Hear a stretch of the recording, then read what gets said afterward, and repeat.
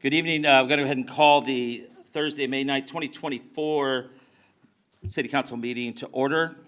And I'm going to ask Melissa to lead us in the pledge salute. Tell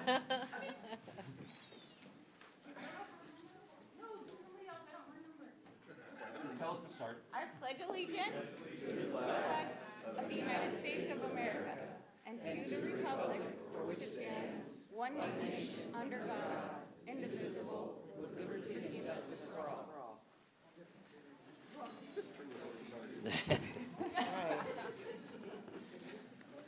Next item, please. Next item is roll call. Councilmember Lopez Taff. Here.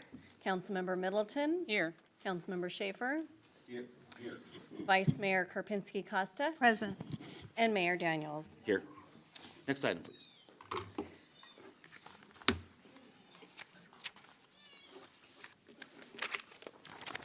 This meeting of the Citrus Heights City Council is cablecast live on Metro Cable 14, the local government affairs channel on the Comcast Consolidated Communications and AT&T Uverse cable systems.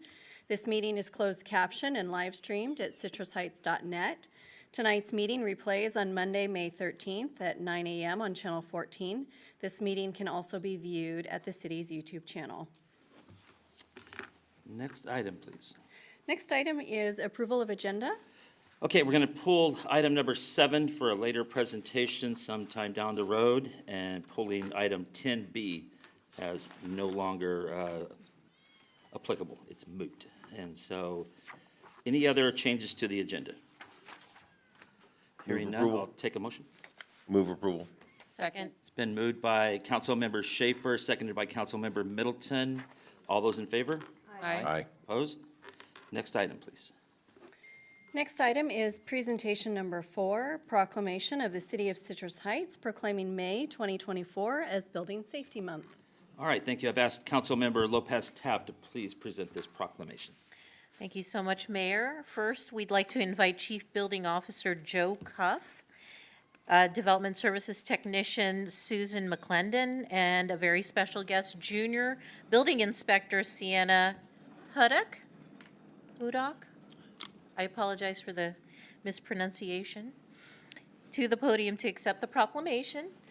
I will read the proclamation, and then we will come down for photos. I will read the proclamation. You may want to make some comments, and we'll ask for comments from the dais, and then we'll meet for pictures. All right, proclamation of the City of Citrus Heights proclaiming May 2024 as Building Safety Month. Whereas our city is committed to recognizing that our growth and strength depends on the safety and essential role our homes, buildings, and infrastructure play, both in everyday life and when disasters strike.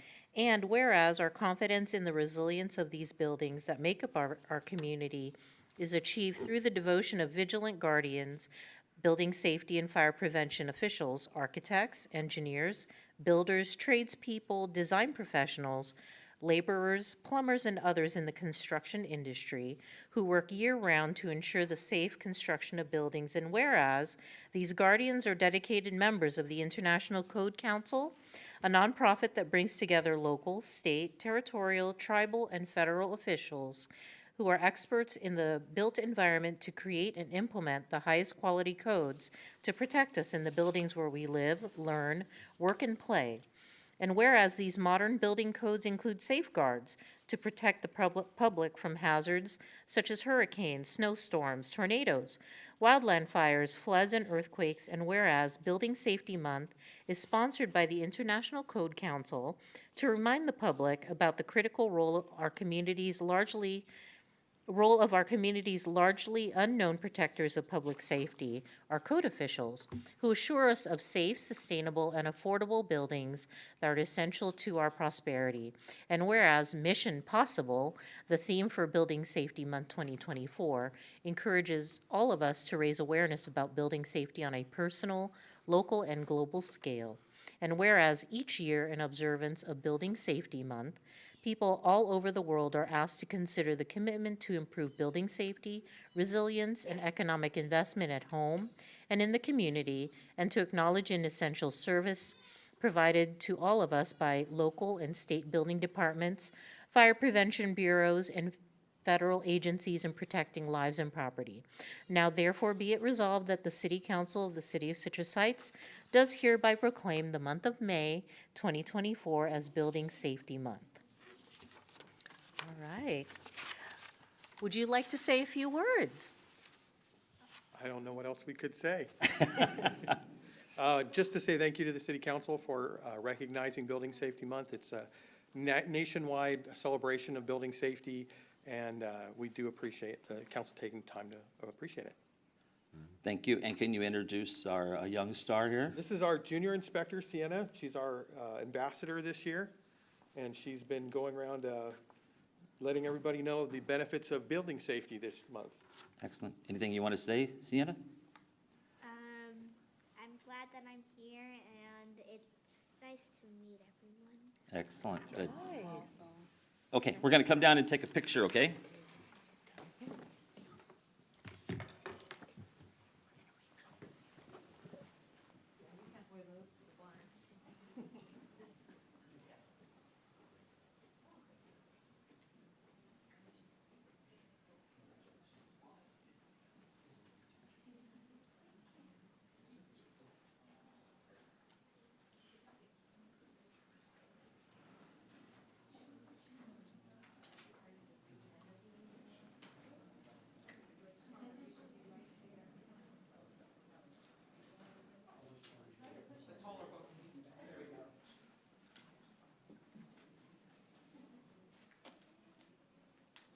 There you go, first one. Okay, if I could see another cover here. Awesome, thank you.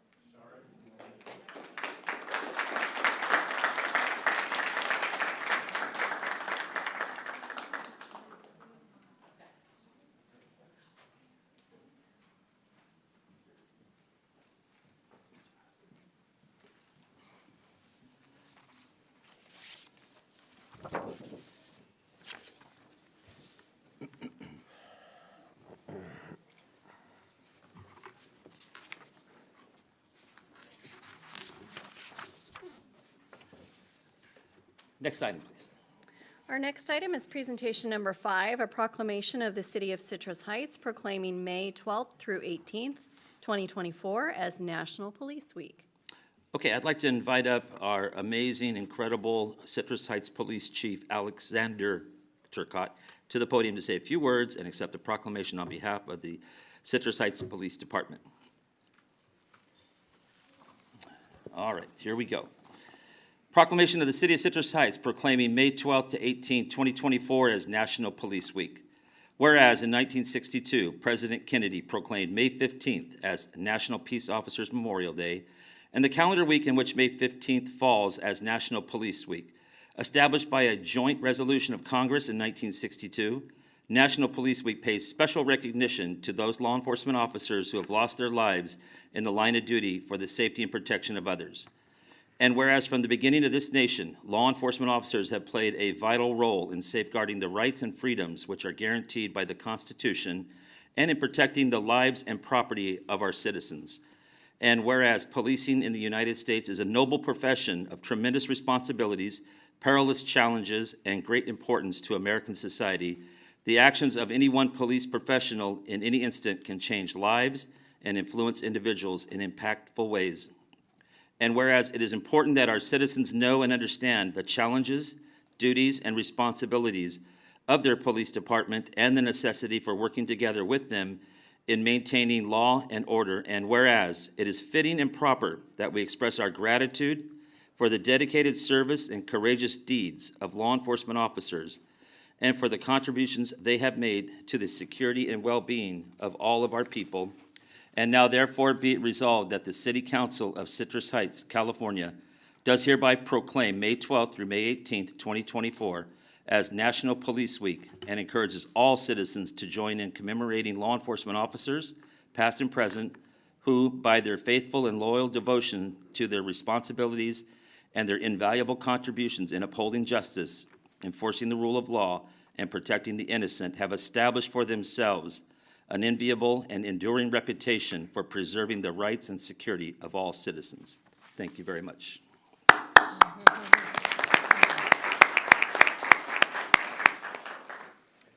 Thank you, Mr. Mayor, members of council.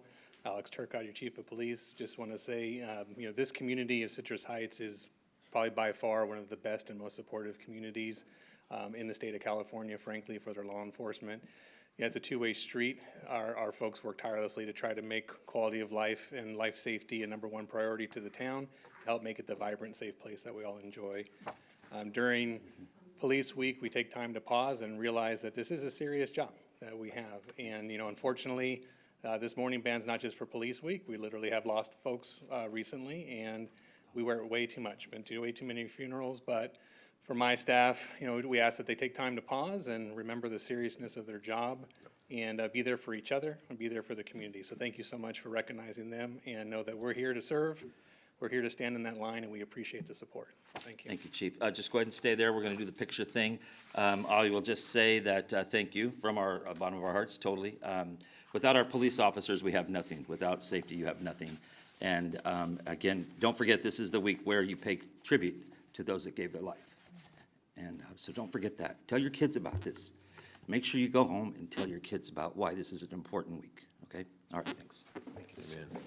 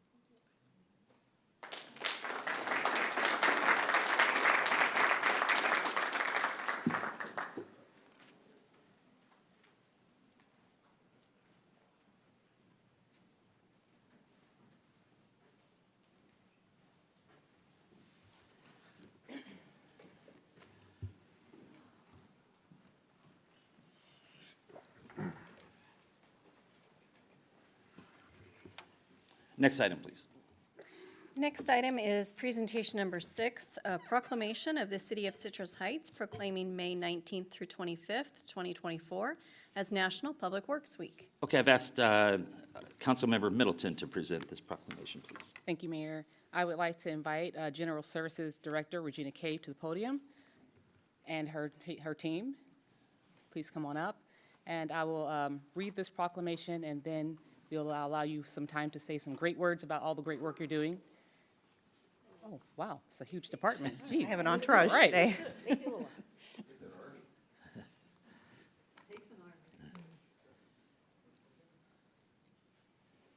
Okay. Whereas public work professionals focus on infrastructure, facilities, and services that are of vital importance to sustainable and resilient communities, to the public health, high quality of life, and well-being of the people of Citrus Heights.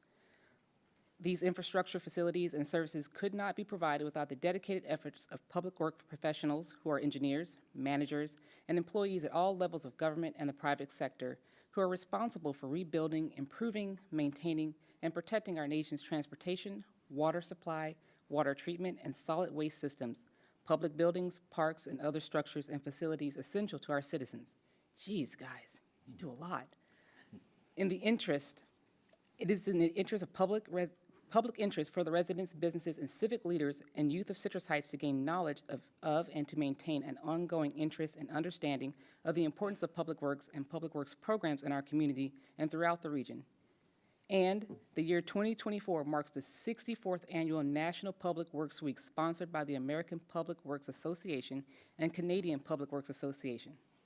And the American Public Works Association has selected Advancing Quality of Life for All as the theme for National Public Works Week 2024, which symbolizes how public works connects us all, whether through infrastructure or first responder services, and public works professionals enhance the lives of the communities they serve.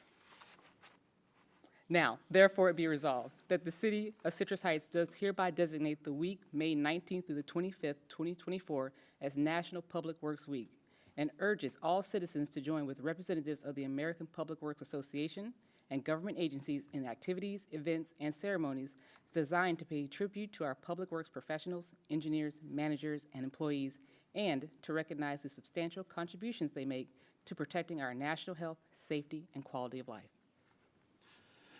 All right, very nice. Anything? Go ahead, Councilman. Well, thank you, Mayor. I just want to take a minute to realize that, recognize, number one, that a storm comes, a pothole happens. I mean, all of the things that your department, all of you, take care of on our behalf. I can't tell you how much that's appreciated, from localized flooding to sandbags to, it's just endless. And it's amazing that you guys handle it with such composure. Really, it's really impressive. So thank you so much for all that you do. I just, from the bottom of my heart, appreciate it.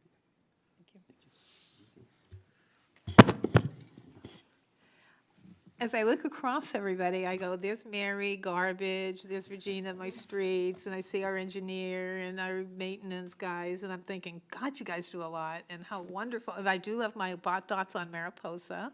They make driving better, so I see good things coming in the future, but recognizing you know, and then you have your showcase. Now you're going to talk about your showcase, okay? So just recognizing what you do is incredible. I mean, we do appreciate our police department, but we couldn't function without you guys at all. So it's like you keep everything moving smoothly in our city. Thank you. Yep, absolutely ditto. You know, it's unfortunate that people can't understand that everything that is going on. You know, you see the police, you see the fire, you see those things. Those are public things, visible things. And so what you don't see is all the other work being done. And, you know, it's how can I say this gently? It's like at home, it's a beautiful house until the toilet gets clogged. And so if there's not somebody there to unclog the toilet, nothing else matters. And so what you guys do is keep us, as you said, moving smooth and clean. So, and, That's what we say, it's the sewer district. That's right. So greatly appreciated. It can never be said enough how greatly it's appreciated. And we thank you from the bottom of our hearts. And now it's your turn. Thank you, Mayor, Vice Mayor, council members, and City Manager Feeney. Regina Cave, General Services Director. I'm very happy and pleased to be here before you, accepting the proclamation for National Public Works Week, but I'm more excited, I actually have, for the first time in a long time, I have butterflies in my stomach with my team behind me. It's very important for me to acknowledge all of my team, those that are here and those who are not here today, as they are kind of the unsung heroes. You know, they do a lot of the work that we don't know about, the stuff that happens on the weekends, during the holidays, during major storm events. 2 o'clock in the morning, you know, someone hits a traffic control cabinet, things happen, and we don't know how they get fixed, but they just do. And this team, they are incredible. They all wear multiple hats. You've seen them at a lot of different events, putting events on with us, such as the Arcade Cripple Creek Trail Project this last weekend. We have our Public Works Showcase coming up this Thursday that staff will be pivoting from their daily responsibilities to suddenly having to set up an event over here at the park and welcome the community to come out and see exactly what we do and how we do it. So I'm just so excited for my team to be here with me, and I'm so excited to have been working alongside of them, not only this last year, but many years now, and how apropos that this year's theme for National Public Works Week is improving the quality of life, and that's exactly what we've been doing. If you've noticed in the community, our efforts of really improving the quality of life, the beautification of this community, providing incredible amenities for our residents and our businesses, and I just hope to be back here again next year with my team to accept next year's proclamation. Thank you very much. you. We're going to come down and try to take a picture with all. Stay up here. Yeah, we'll stay up here. You guys come up here. Yeah. Glad I thought of that. Yeah. Oh, my God. Regina. No, it's this suit. They keep shrinking it.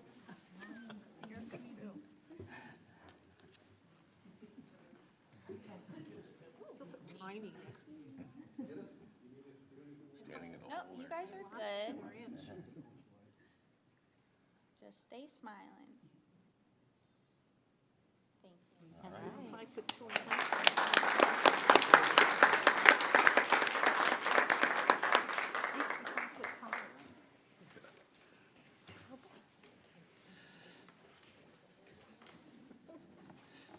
Okay, next item, please. I just want to say one Oh, yeah, thing. go ahead. The Public Works Showcase, Regina, you didn't, it's next Thursday from, did I write my notes? Where's it at? 3 to 6. 3 to 6, where's it at? 3 to 6 at Van Maren Park. Van Maren Park. And I'll have a slide too on that later. Oh, you will? some Okay, great. details, absolutely. But yeah, 3 to 6 next Thursday at Van Maren Park. I missed last year, but I'm going to go this year. Okay, next item, please. Next item is public comment, and if you wish to address the city council during the meeting, please fill out a speaker identification sheet and give it to myself, the city clerk. Normally, speakers are limited to 5 minutes each. The mayor has the discretion to reduce the allotted time. We have a countdown display that will flash red at the end of the allotted time. Also consistent with the Brown Act, the council is prohibited from engaging in a discussion or taking action on any item not appearing on the agenda.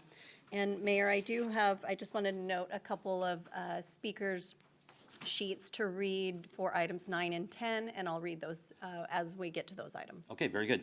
The first sheet I have is for Kevin Bracy.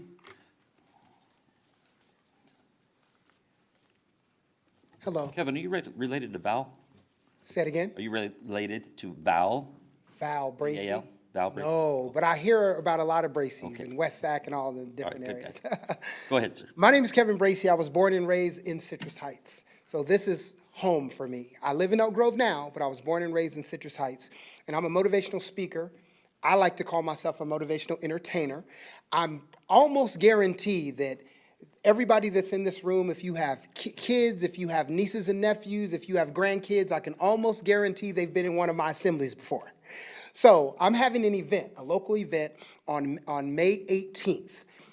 Born and raised San Juan Unified School District, elementary school, middle school, and high school. So I wanted to bring back some love and some positive energy back to the city in which I lived, where I grew up, and the high school where I graduated from.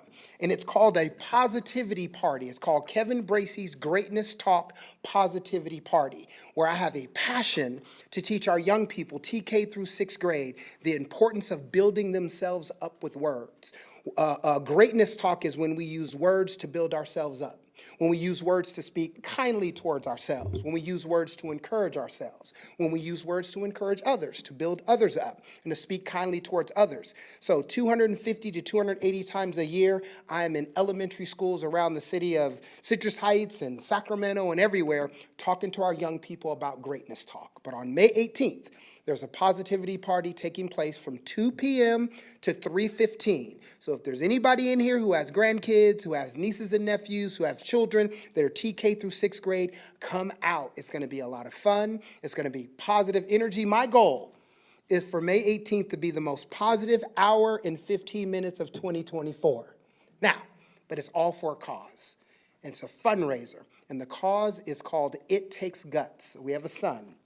His name is Kobe. He was born as a preemie. He was born with a rare autoimmune disease, and autoimmune normally happens in the gut area. So my wife created an organization called It Takes Guts. So what we're doing is we're raising money to help families maneuver through pediatric chronic illness like we had to maneuver through. Our son is 22 now, but he's had 14 major surgeries in his 22 years of life. And when you sit and you watch your son yelling and screaming for hours on the toilet, trying to figure out what is wrong when he's a baby, we're in and out of the hospital, we're at Stanford, we're all over the place trying to get a diagnosis for my son. We never got one. But it was hard to figure out how to find some normalcy in life. So what my wife did is created an organization based upon what we needed when our son was going through it. So that's what It Takes Guts organization is. It's 100% of the proceeds is going to It Takes Guts. We want kids and families in the room for a positive, an hour and 15 minutes of the most positive energy that we can muster up for 2024. That's happening on May 18th at Mesa Verde High School. So if you have any kids, families, please bring them out. And I brought flyers as well. I have a question. Do we need tickets for this? Yes, you need tickets. So I have flyers here, and you can get tickets. You can either scan them, or you can go to It Takes Guts. I have flyers, so I'll give them out. It-takes-guts.org. takes-guts.org, where you can get tickets. It's $10 a ticket, or there's a family pack for like $30. Again, 100% of the proceeds is going to. And I just want to say, you came and spoke to, I think, Reach one time. You came- Yes. Yes, and so you are phenomenal. Thank you so much. I appreciate your time. Any I other? also attended that Reach gathering. It was did? amazing. It really was great. It was, Thank you. I left feeling a lot better about things. Let's go. Yeah, awesome. So you didn't tell us where you graduated from? I graduated from Mesa Verde High School. Okay, good. Then I went to American River College, Yeah. so I'm a local guy. I was born in Mercy, San Juan. Even though that's technically Carmichael, I call it Citrus Heights. So don't be mad at me. I went to American River College, got a baseball scholarship from ARC to the University of Utah, and went and played some pro ball, and I came back to do what I love to do, to give back to our kids, to let them know that they can live their dreams. Yeah, thank you, buddy. Thank you. Thank you so Take much. care. Yep. Okay, next up, I have Sarah Williams. Top that, Sarah. You know why I'm here. You've talked to me before. My name is Sarah Williams. I'm with Be Kind TNR. I normally TNR cats in the Rio Linda, North Highlands, Antelope area. I am getting a lot of calls for Citrus Heights. And they're telling me they have called animal control here. And they're told, do not feed the cats. They will go away. Where can we starve an animal and make it go away? How is that legal for an officer to be telling people, starve an animal? Are you going to tell them, don't feed the dog? We would get arrested for not feeding the dog. Do cat lives not matter? Do community cat lives not matter? I don't understand this. You guys have nothing in place for the cats. Heck, you don't have much in place for the dogs. They have to go to Auburn. There needs to be something in place. You guys are failing the animals. It's not right. And for an officer to tell somebody, stop feeding the cats and they will go away. No, they won't. Do you know why they're there? Because nobody will intake them. No shelters will intake these cats. So people get their free kitten off the internet. It grows up, it comes in heat. Throw it out the door. Because they don't want to go get it fixed. So now it's out there having more babies, creating bigger colonies. There's nothing here. The kittens that I've been seeing from Citrus Heights are in such horrible shape. Should kittens be losing both of their eyes from lack of care? Because nobody will take them in. Should kittens be losing a leg because of lack of care? It's not fair. Should we not feed them their mom to where that mom can't feed their babies and they just sit there and shrivel up and die? Is that right? Are you going to tell me not to feed the dogs that are running loose also? Because it seems all of the shelters, and you guys don't even have a shelter, think dog lives matter. But all lives matter. Cat lives, dog lives, people lives, everybody. Are we going to tell people, stop feeding the people? Where are we going with this? Starving animals? Is that right? Is that what your guys' animal control officer is telling people? Yes, it is. He told somebody today. Is it right? Would you want to stop feeding a stray cat and let it starve to death? Miss Middleton? It's not right. You guys are not doing the cats, the dogs, any favors. But you guys need to start doing TNR. You guys need to help these trappers get the problem under control. Give them vouchers, something to get into a spay and neuter clinic to get these cats fixed. We shouldn't be footing the bill for these cats that are community cats because nobody will take them in. I don't know what you guys expect, but you expect us to just leave the cats out there to starve? You expect us to just watch them die? Your animal control officer's not going to come.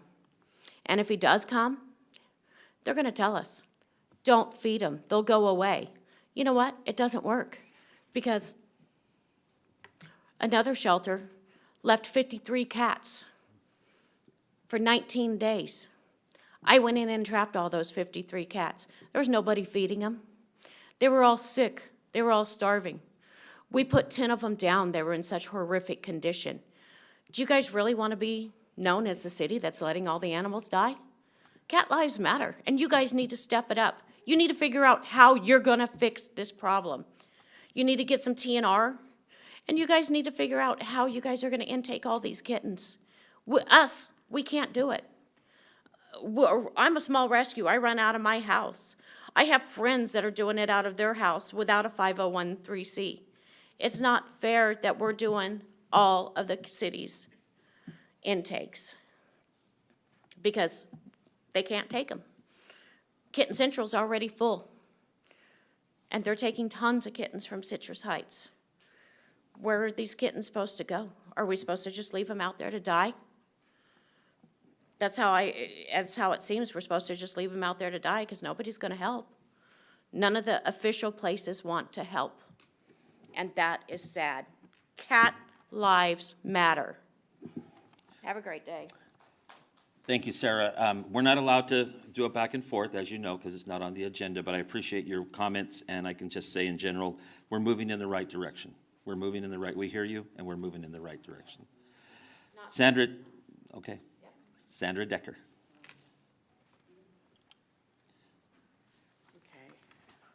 First of all, Mayor Daniels, I want to thank you for coming out and at least experiencing what we experience in the way of cats. A short update of Linden Lime. There's still some cats left to fix there. Right now, there's no kittens, but problems with neighbors feeding the cats and feeding right in front of our faces has made it a little bit difficult to sort of wrap up. But most of the cats have returned. The house was sold, but the house is still in escrow. So the cats have returned to the house, and the realtor's been notified.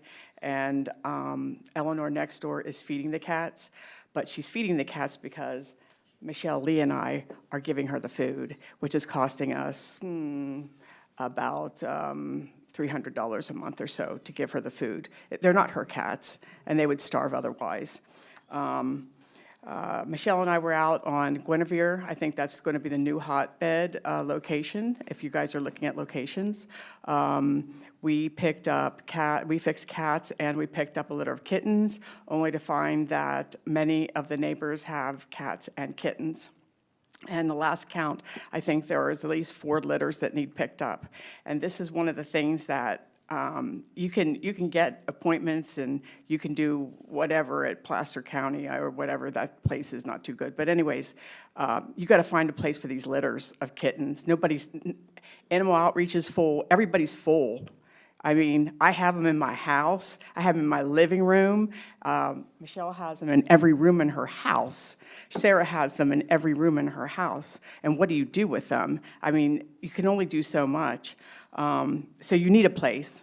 We did the 35 cats with Placer County Animal Services. It was 5 TNR and then 2 drop-offs. The only problem with that was the fact that I would mark them friendly. They were friendlies. They were supposed to take 2 friendlies, 2 ferals, and I'd mark them with friendly, and they'd end up in a barn cat situation.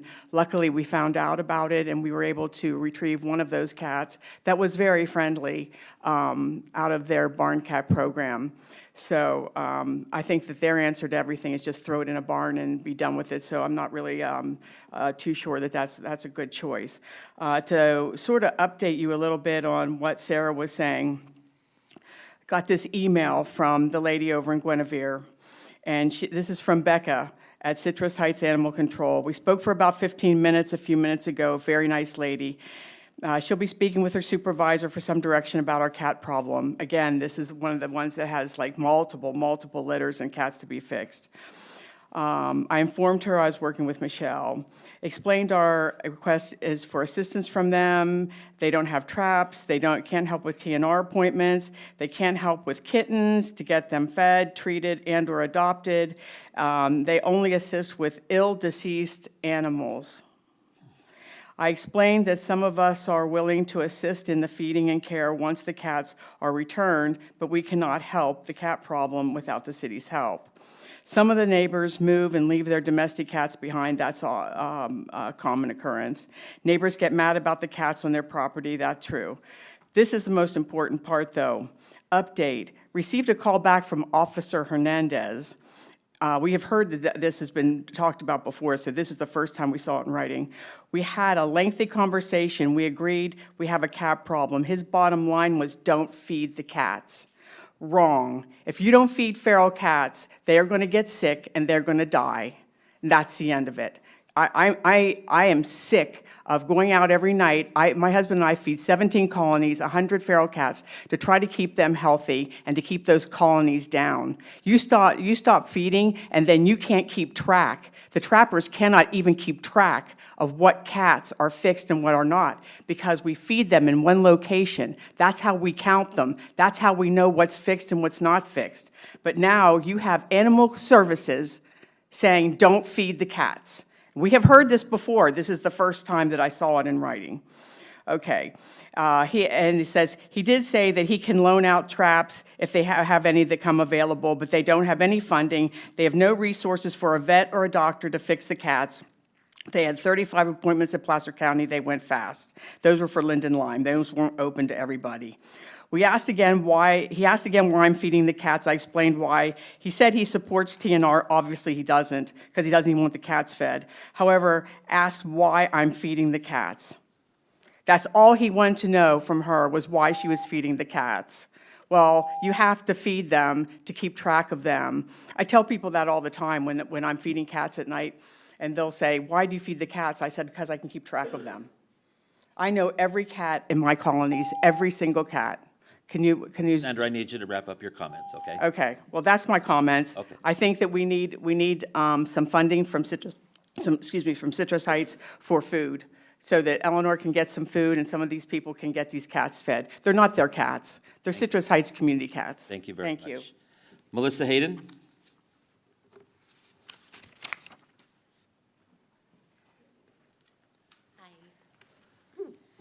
Hi, guys.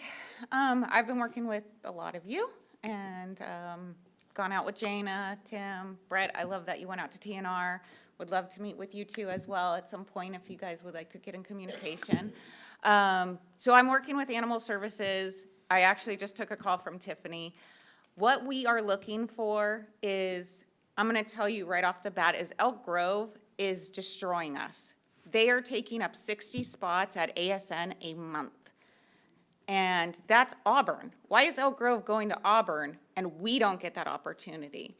So after discussion, what I'm asking for is 50 appointments per month for TNR. We have plenty of rescues and rescuers who are willing to volunteer their time and drive up there, do the trapping, and help. If we could get more officers, that would be great, but right now we do have people and that we can utilize to get this done.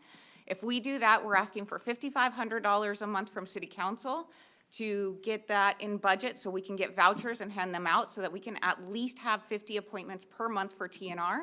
If we could, I'd like to ask for an additional $500 in cost of food that goes in those traps and to those colonies so that we can get them trapped.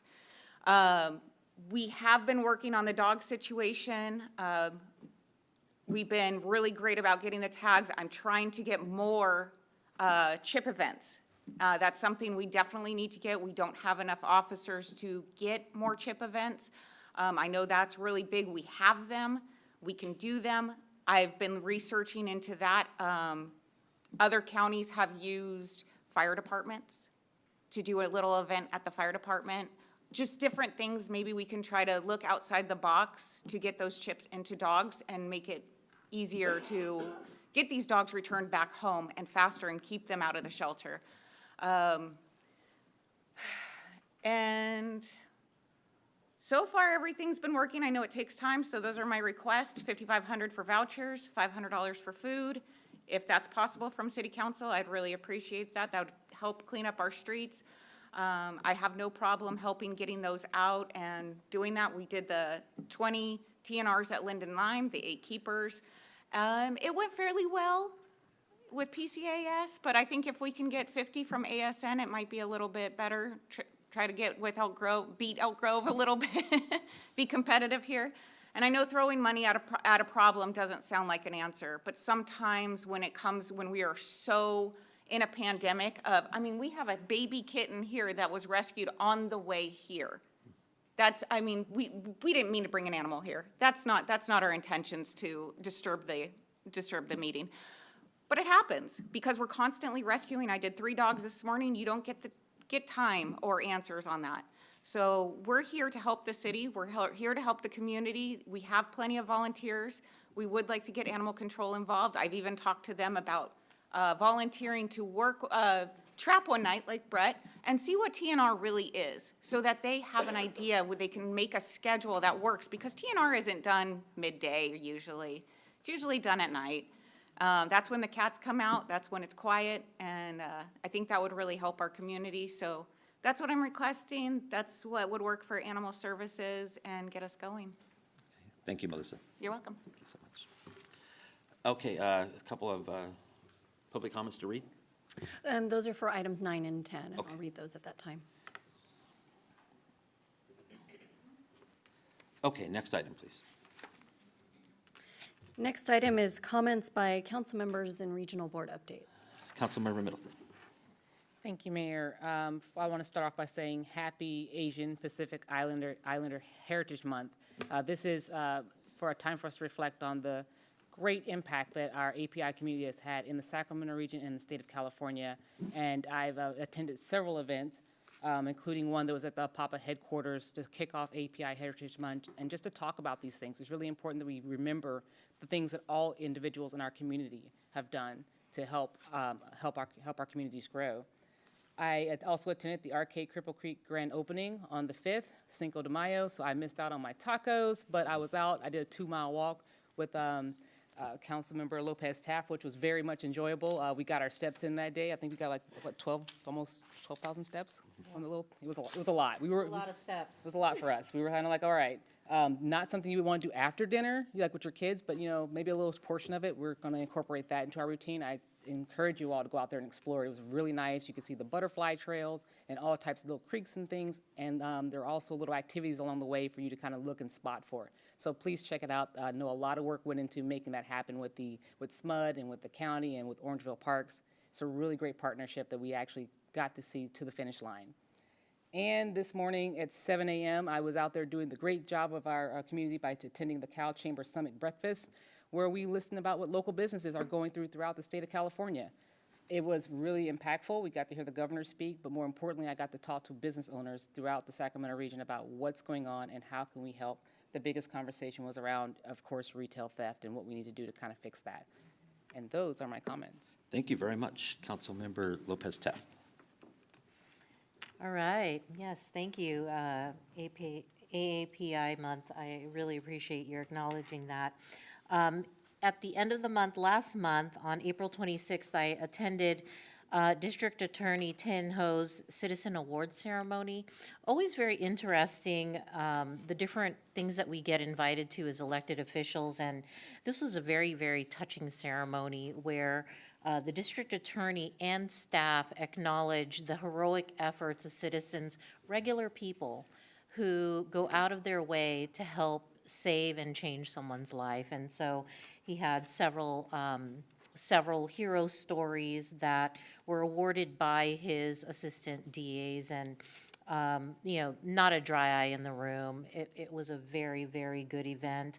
I also attended the Sacramento Valley Manufacturers Association Manufacturing Challenge event at San Juan High School. Such a wonderful event, and if you all know, the 4th was when it rained really, really hard suddenly, and then we had a beautiful day for our Trailblaze event. But this is where we saw our young minds and their technical, creative endeavors. And I took pictures of as many tic-tac-toe projects. That was their challenge, to create their take on a tic-tac-toe board, and it was amazing what they came out with. And I really am a believer in the creativity of our youth, and so we need to encourage that as much as possible. And I thank Councilmember Schaefer's efforts with SVMA. Attended also the Trailblaze event on the 5th. Can't say enough about how beautiful that trail is. Just yesterday, I attended the precursor to the host event today, which was the Cal Chamber Capital Summit, along with the international briefing. And that was really interesting because I got to talk with fellow chamber members. I am a chamber board member for the Citrus Heights Chamber, and it's very interesting whenever groups of people who are like-minded gather together, what they can do. And in talking about organized retail theft and how do we combat that, and how do we support our small business owners who are the majority of who creates jobs, who keeps our economy going, what can we do and how can we continue to support them in our communities, legislatively, at the state level, at the local level. Everyone's having this conversation. And it was really heartening to hear that California is once again a wonderful leader and exporter of goods and services, and we are still highly sought after for those goods, services in our agriculture. And so it was very, very good to hear about that, and that's my report. Thank you very much, ma'am. Councilmember Schaefer. Thank you, Mayor. So, the last couple of weeks, it has been very busy for me in that I'm really hearing not just people calling me out of the blue and telling me what's great that's happening in the city. Even people that are outside of the city. I had the occasion to go to the VFW in Fair Oaks. I was one of our residents there, volunteers, and he had an issue there, and I sat at the VFW, and a lot of people were talking about how things are really changed in the city. And I'm like, well, I just mentioned to them that I was a council member, and they had really positive things to say about the changes in our city. So I'm super impressed with our community, and our community's really responding and feeding back to me that, hey, there's some really great things going on. So I'm delighted to see that Dewey Drive is about to get repaved. Also, there's going to be a lot of work around Greenback and Dewey Drive. So watch out for this Saturday. After about 8:30, it's going to be traveling through there is going to be a little bit challenging, just for a couple of days, though. So I did also attend. I emceed the Sacramento Valley Manufacturing Alliance High School Challenge. This is something that SVMA came up with, and the deadline was March 4th. And so the projects were due on May 4th. And I was just amazed. It's only 2 months, and some of these kids really. There's a kid that not only did he machine all the pieces for his magnetic tic-tac-toe game, he machined those on a 5-axis machine. And I looked at him and I saw that they were anodized. I'm like, well, I know what the minimum cost for an anodized run is. And I'm like, that's really expensive. And he goes, no, I did it myself.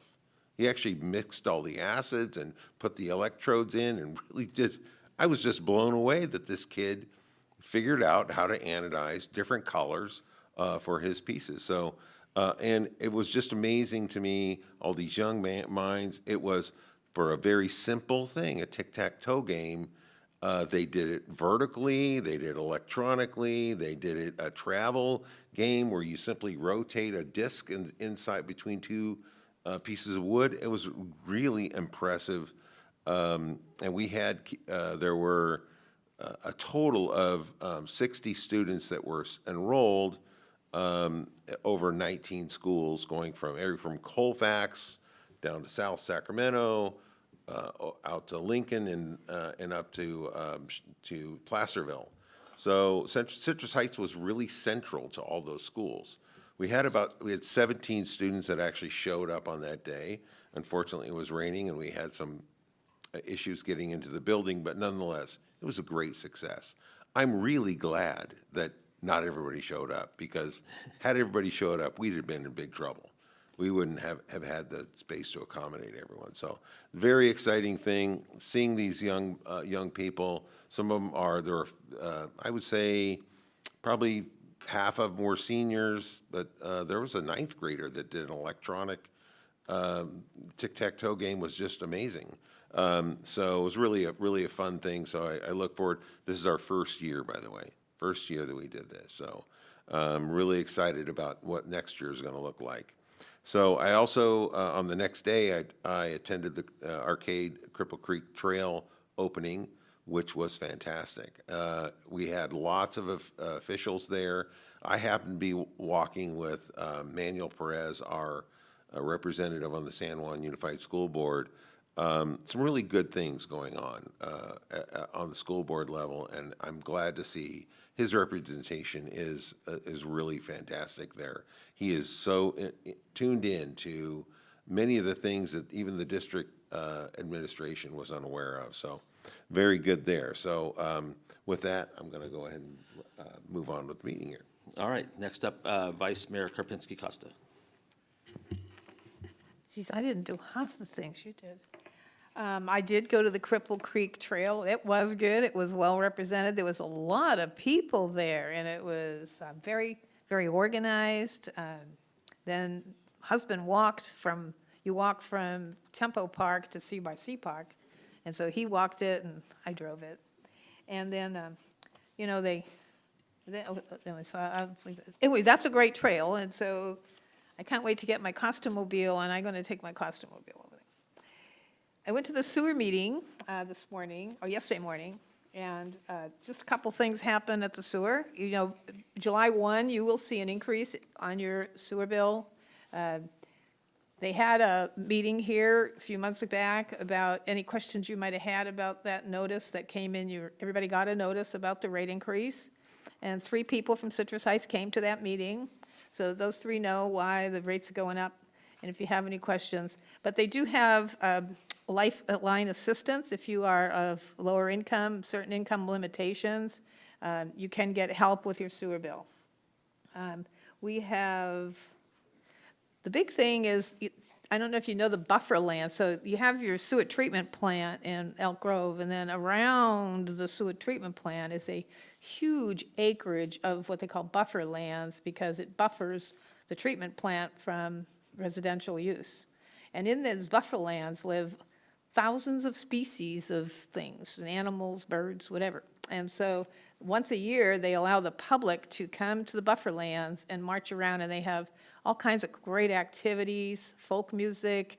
There's so many kids' activities. It is an opportunity to see some of the rare creatures that you would never see even at a zoo. And so this year, it's on May 18th, which is a Saturday, from 10 to 2. And you can find out more about it, how to get there. It's the Cosumnes River exit, and it tells you the directions right online. So if you Google Walk on the Wild Side, Sacramento 2024, make sure it's not the 2023 one. And the 2024, you'll get all the information, and it's really something to put on your calendar, take the kids to, and, we're citifying, and we keep putting more and more houses and people in here and crowding out the nature part of it. And so the trail in Arcade Cripple Creek, is one way to celebrate our urban escape routes. But this is buffer lands, once a year they open it to the public. So it's one opportunity to go see it, and it's definitely worth it. Now, the sewer, also they have, if you've been delinquent, 19,000 people haven't paid their sewer bill. Wow, 19,000 households have not paid their sewer. I was shocked. But if you think the city puts out swag for the Arcade Cripple Creek, here's the sewer swag. I love it. It's a plunger on the end of a pencil. I love it. They did it for Earth Day. But that's my favorite. Now, the mosquito district has a tiny, tiny little fly swatter. A little tiny fly swatter. It's cute. This plunger is just, isn't it cute? So anyway, that was, the gal from Folsom saved it for me. I'm sorry they all left, but I was going to tell you this is also, all the weeks we celebrate this and that. This is National Pet Week, Nutrition and Exercise, with an emphasis on nutrition and exercise. So they said with more than half the U.S. pets and dogs and cats considered overweight or obese, and we won't talk about humans, the AVMA, which is the American Veterinary Medical Association, encourages pets and their owners to provide proper nutrition and get exercise together. So this is great to go take your dog for a walk at the Arcade Cripple Creek Trail or around your neighborhood and just walk the dog. You know, I was reading, my dogs live on an acre, and I thought, well, they don't need to go for a walk. Why should they, when they get loose, they see the neighborhood anyway. But it's important to a dog to get, you know, the kinds of insight. He gets smells that he doesn't have when he's in his own yard. He gets things he can see, and so it helps them become better dogs. And then the other thing to, Bradshaw Animal Shelter is celebrating empty shelters. And as it was said, how crowded the shelters are. So thanks to a grant from, they make, what's that cookie place? They make, this is one, empty shelters between May 1 through 15, so there's another week left. Bissell Pet Foundation, Bissell, you know, that makes the floor stuff, Bissell. They are funding, you can adopt for free, there's no adoption fees. You got 1 or 2 pets you can adopt. At Bradshaw, it includes spaying, neutering, vaccines, a lifetime microchip registration, and 1-year licensing if you're a county resident. But we have our licensing here. You bring your materials to get them licensed. And its shelter is open Tuesday through Sunday from noon to 5, and Wednesday from noon to 6. And you can view the available pets online at animalcare.saccounty.gov. And if you're, you know, up for adopting a pet, now's the time. The price is right. And do I have anything else? No, I think that's it. Oh, no, that's it. Okay. Thank you. All right. Thank you very much. Couple of things, attended the Sacramento Transportation Authority meeting this morning. Main thing out of that is just the budget moving forward.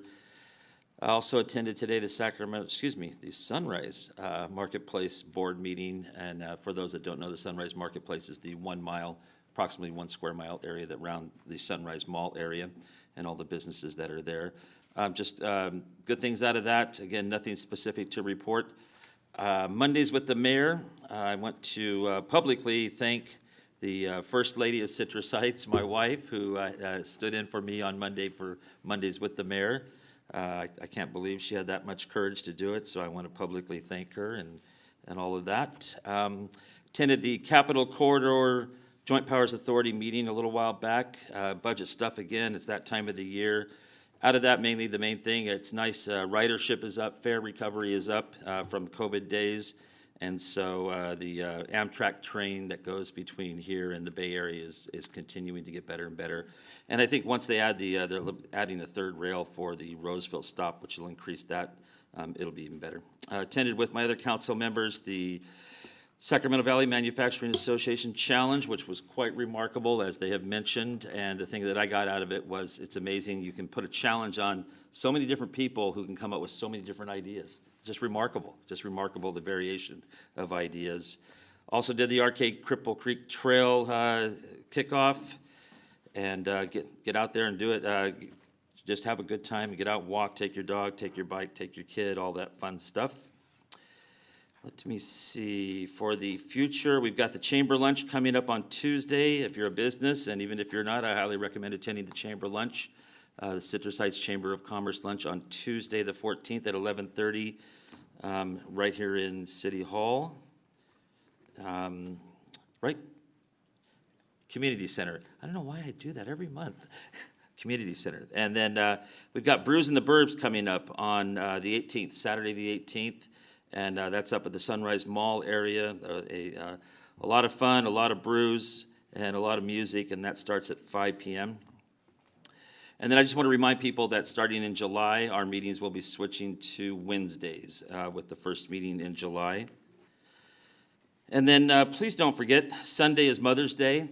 If not for your mom, you would not be here. And she just wants you to tell her how much she matters. So don't forget to do that. And if there's a strain, pick up the phone.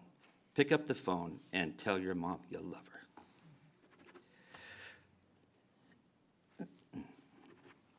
Final thing is, I see some people in the audience who look like they might be around 18 or younger. If you are, could you please stand up? And then could you come up here real quick to the podium? And we just wanted to extend our appreciation to you. So if you could come up to this podium right here.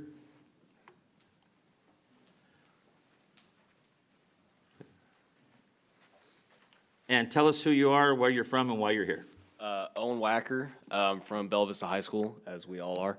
And we're here for a government project kind of thing, so. Thank you, sir. Oh, yeah, you're going to do it. Come on. No, we don't allow that. Hi, hello. My name is Alex Black. I'm from Bella Vista High School. We're all seniors, so. Excellent. Yeah. All right, thank you, buddy. Nice to meet you. Thank you. My name's Connor Slape. I'm from Bella Vista High School, and we're just here for a government assignment. Thank you. Thank you. Are you all in the same class? Yes. Andrew Lynch Roberts, Bella Vista Senior. Yes, we are all here for a government assignment. I'm Caden Cullen, and I'm a senior as well at Bella Vista, and we're just here to observe how everything's going. Thank you. How things work. Sam Kelly, Bella Vista Senior, and I'm the exact same reason why all these guys are here. Hi, I'm Bryce School Syrian. Same reason for the government meeting. Okay. My name's Nikita Litvinenko. I'm a senior at Bella Vista High School, and I'm here like everyone else. Very good. Thank you. I'm Joe Thomas. I'm here for the same reason, so thank you guys for having us. Yes. Okay. Does she know we're getting closer to her? Does she? Come on up. Come on, hurry. I'm Haley Welsh, and I'm here for the same reason everyone else is. Haley, you did good. I'm Ava Nelson, and I'm from Bella Vista, and we're just doing our government project. Thank you. Hi, I'm Rosa Osudrahimi, and we're here on behalf of Bella Vista, and we're trying to kind of participate in our community and learn more about how our county works. So. Excellent. Thank you. Hi, I'm Juliette West, and I'm here for the same reasons. Hi, I'm Andy Vassell, and like they all mentioned, we're here for our gov class. So Thank you. thanks. Okay, can we have you guys go ahead and come up right here? We're going to take a picture of you. And then Proof for class, right? Invite? Proof for your teacher. You can do it after. Yeah, we'll do it after. Well, give our assistant one of your phones, and we'll make sure you get it. Yes, absolutely. You want to volunteer a phone? Uh-oh.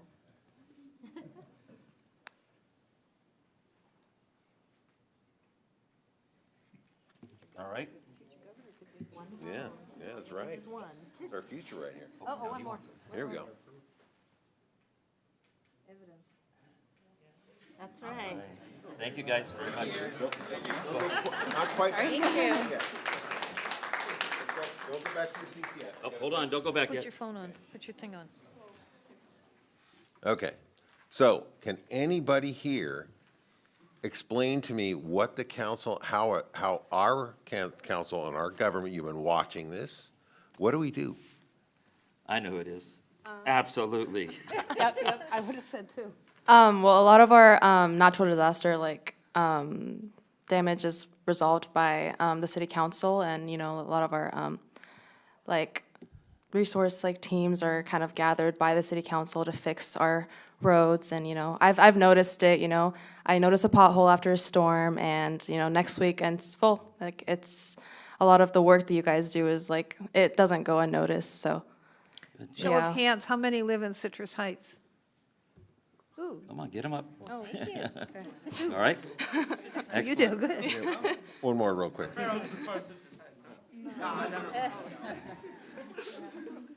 One more real quick thing. So these people here, we all live in Citrus Heights, okay?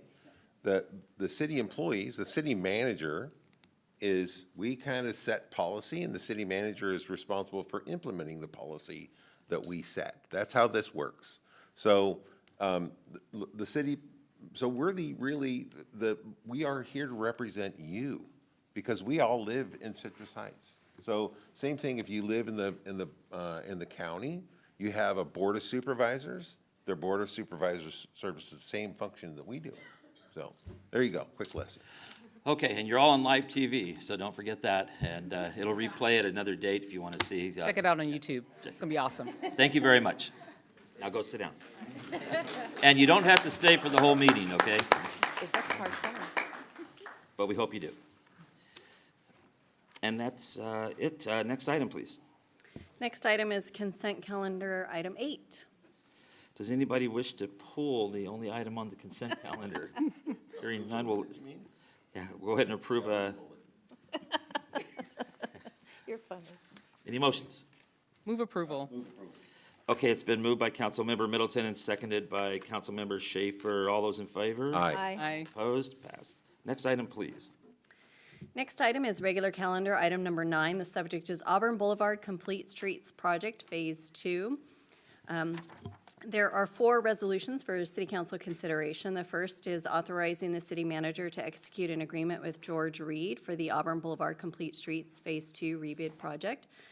A resolution authorizing the city manager to execute a professional services agreement with SOMAS to provide construction management, inspection, and materials testing for the Auburn Boulevard Complete Streets Phase 2 project. A resolution authorizing the city manager to execute amendment number 3 to the agreement for professional services with Bennett Engineering Services for the Auburn Boulevard Complete Streets Phase 2 project. And a resolution authorizing the city manager to execute an SD 14 system enhancement agreement with SMUD for the Auburn Boulevard Complete Streets Phase 2 project.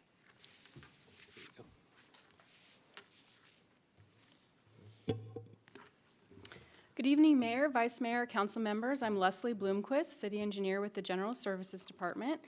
I'm here to talk about Auburn Boulevard Complete Streets Phase 2. The Phase 2 corridor is located on Auburn Boulevard and extends from Rush Park to the north, past the city limits and into the city of Roseville to the intersection of Auburn and Orlando. The map on the left of the screen shows the approximate limits of the project circled in red. The dashed line towards the top is the approximate Citrus Heights-Roseville border. On the right are a few photos of what this portion of Auburn Boulevard looks like today. The Auburn Boulevard Complete Streets Phase 2 project is essentially a roadway reconstruction project. It will be similar in scope to the previously completed Phase 1 project, which extended from Sylvan Corners to Rush Park, and it was completed in 2015. The picture on this slide is a picture of the Phase 1 segment today, and it's what we expect the Phase 2 segment to look similar to at the end of construction. So what exactly will be constructed? One major item is that all the overhead utility lines will be undergrounded. As you see in the photo on the right, there's no overhead lines, there's no wooden poles on the sides of the streets or in the sidewalk. All of the utility infrastructure will be placed in a joint trench underneath the road for the length of the corridor. Minor roadway widening will also occur to allow for the installation of both bike lanes and widened sidewalks. The sidewalks will be separated from the roadway by a landscape planner that will provide space for trees, other landscaping, as well as new decorative street lighting. The raised medians in the center of the roadway will provide a traffic safety benefit by separating vehicles traveling in each direction, but will also provide space for additional trees and landscaping. The transit stops along the corridor will be upgraded and enhanced for accessibility. The underground storm drain system will be upgraded, and a new traffic signal will be installed south of White Avenue as you enter the city from the north, allowing increased access and safe turning maneuvers both into and out of some major commercial developments on the northern end of this corridor. The new traffic signal will also increase pedestrian connectivity by providing a safe way for pedestrians to cross from one side of Auburn to the other. The new traffic signal will also be built into a new custom-designed Welcome to Citrus Heights gateway arch. And finally, the entire roadway will be finished with a fresh asphalt overlay and new striping. During the design, we had 3 very distinct different gateway arch options. Ultimately, the rendering that's shown on the screen now was selected by both the community and the City Council as the preferred design. The project includes this archway in the documents to be constructed in the northern limits as it's going to be incorporated into that new traffic signal. So here's the history of the project. This project actually has roots back to 2005 when the Boulevard Plan was adopted. The Boulevard Plan was a specific plan that acts as a guide to the revitalization and enhancement of Auburn Boulevard between Sylvan Corners and I-80. Following adoption of the Boulevard Plan, the City Council adopted the second general plan in 2011 and included Goal 29, which was to plan, design, construct, and manage a complete streets transportation network that accommodates the needs of all mobility types, users, and ability levels. After adoption of the general plan, the city designed and constructed the Auburn-Sylvan Intersection Improvements Project, as well as the Auburn Boulevard Phase 1 project, completed in 2015. Nearing the end of that construction, design on the Phase 2 project began, and in 2015, City Council authorized preparation of a letter to SMUD requesting the undergrounding of the overhead utility lines for the Phase 2 segment. Around that same time, Council adopted the Bikeway Master Plan, the Pedestrian Master Plan, as well as the environmental documentation for the Phase 2 project itself. 2020, the final engineering on this project began, and in 2021, the Gateway Design Arch was selected. 2022, Council adopted a resolution establishing an underground utility district on Auburn Boulevard, and in 2023, the design was completed. We put the final plans out to bid, and finally, 2024, today, we're here to consider awarding the construction contracts for the Phase 2 project. In addition, while the planning and engineering efforts shown on the previous slide were underway, public engagement was also occurring. Staff prepared informational videos to share, social media content. Local media ran several stories. It was included in newsletters, meetings with property owners, neighbor associations. We had open office hours, and we also had a community-wide survey on the design of the Gateway Arch. As part of the community outreach, we received a lot of support on the project, and as staff was seeking grant funds, many members and organizations of the community provided written letters of support that were instrumental in obtaining funding for the project. On the screen now are a sample of the members, organizations, and businesses who did provide letters of support throughout the life of the project. On the screen now is a history of the grant funds for this. There's been quite a journey to get the grant and the funding for this project put together. Back in 2018, the city secured the first grant for construction in the amount of $4 million through the SACOG Regional Local Program.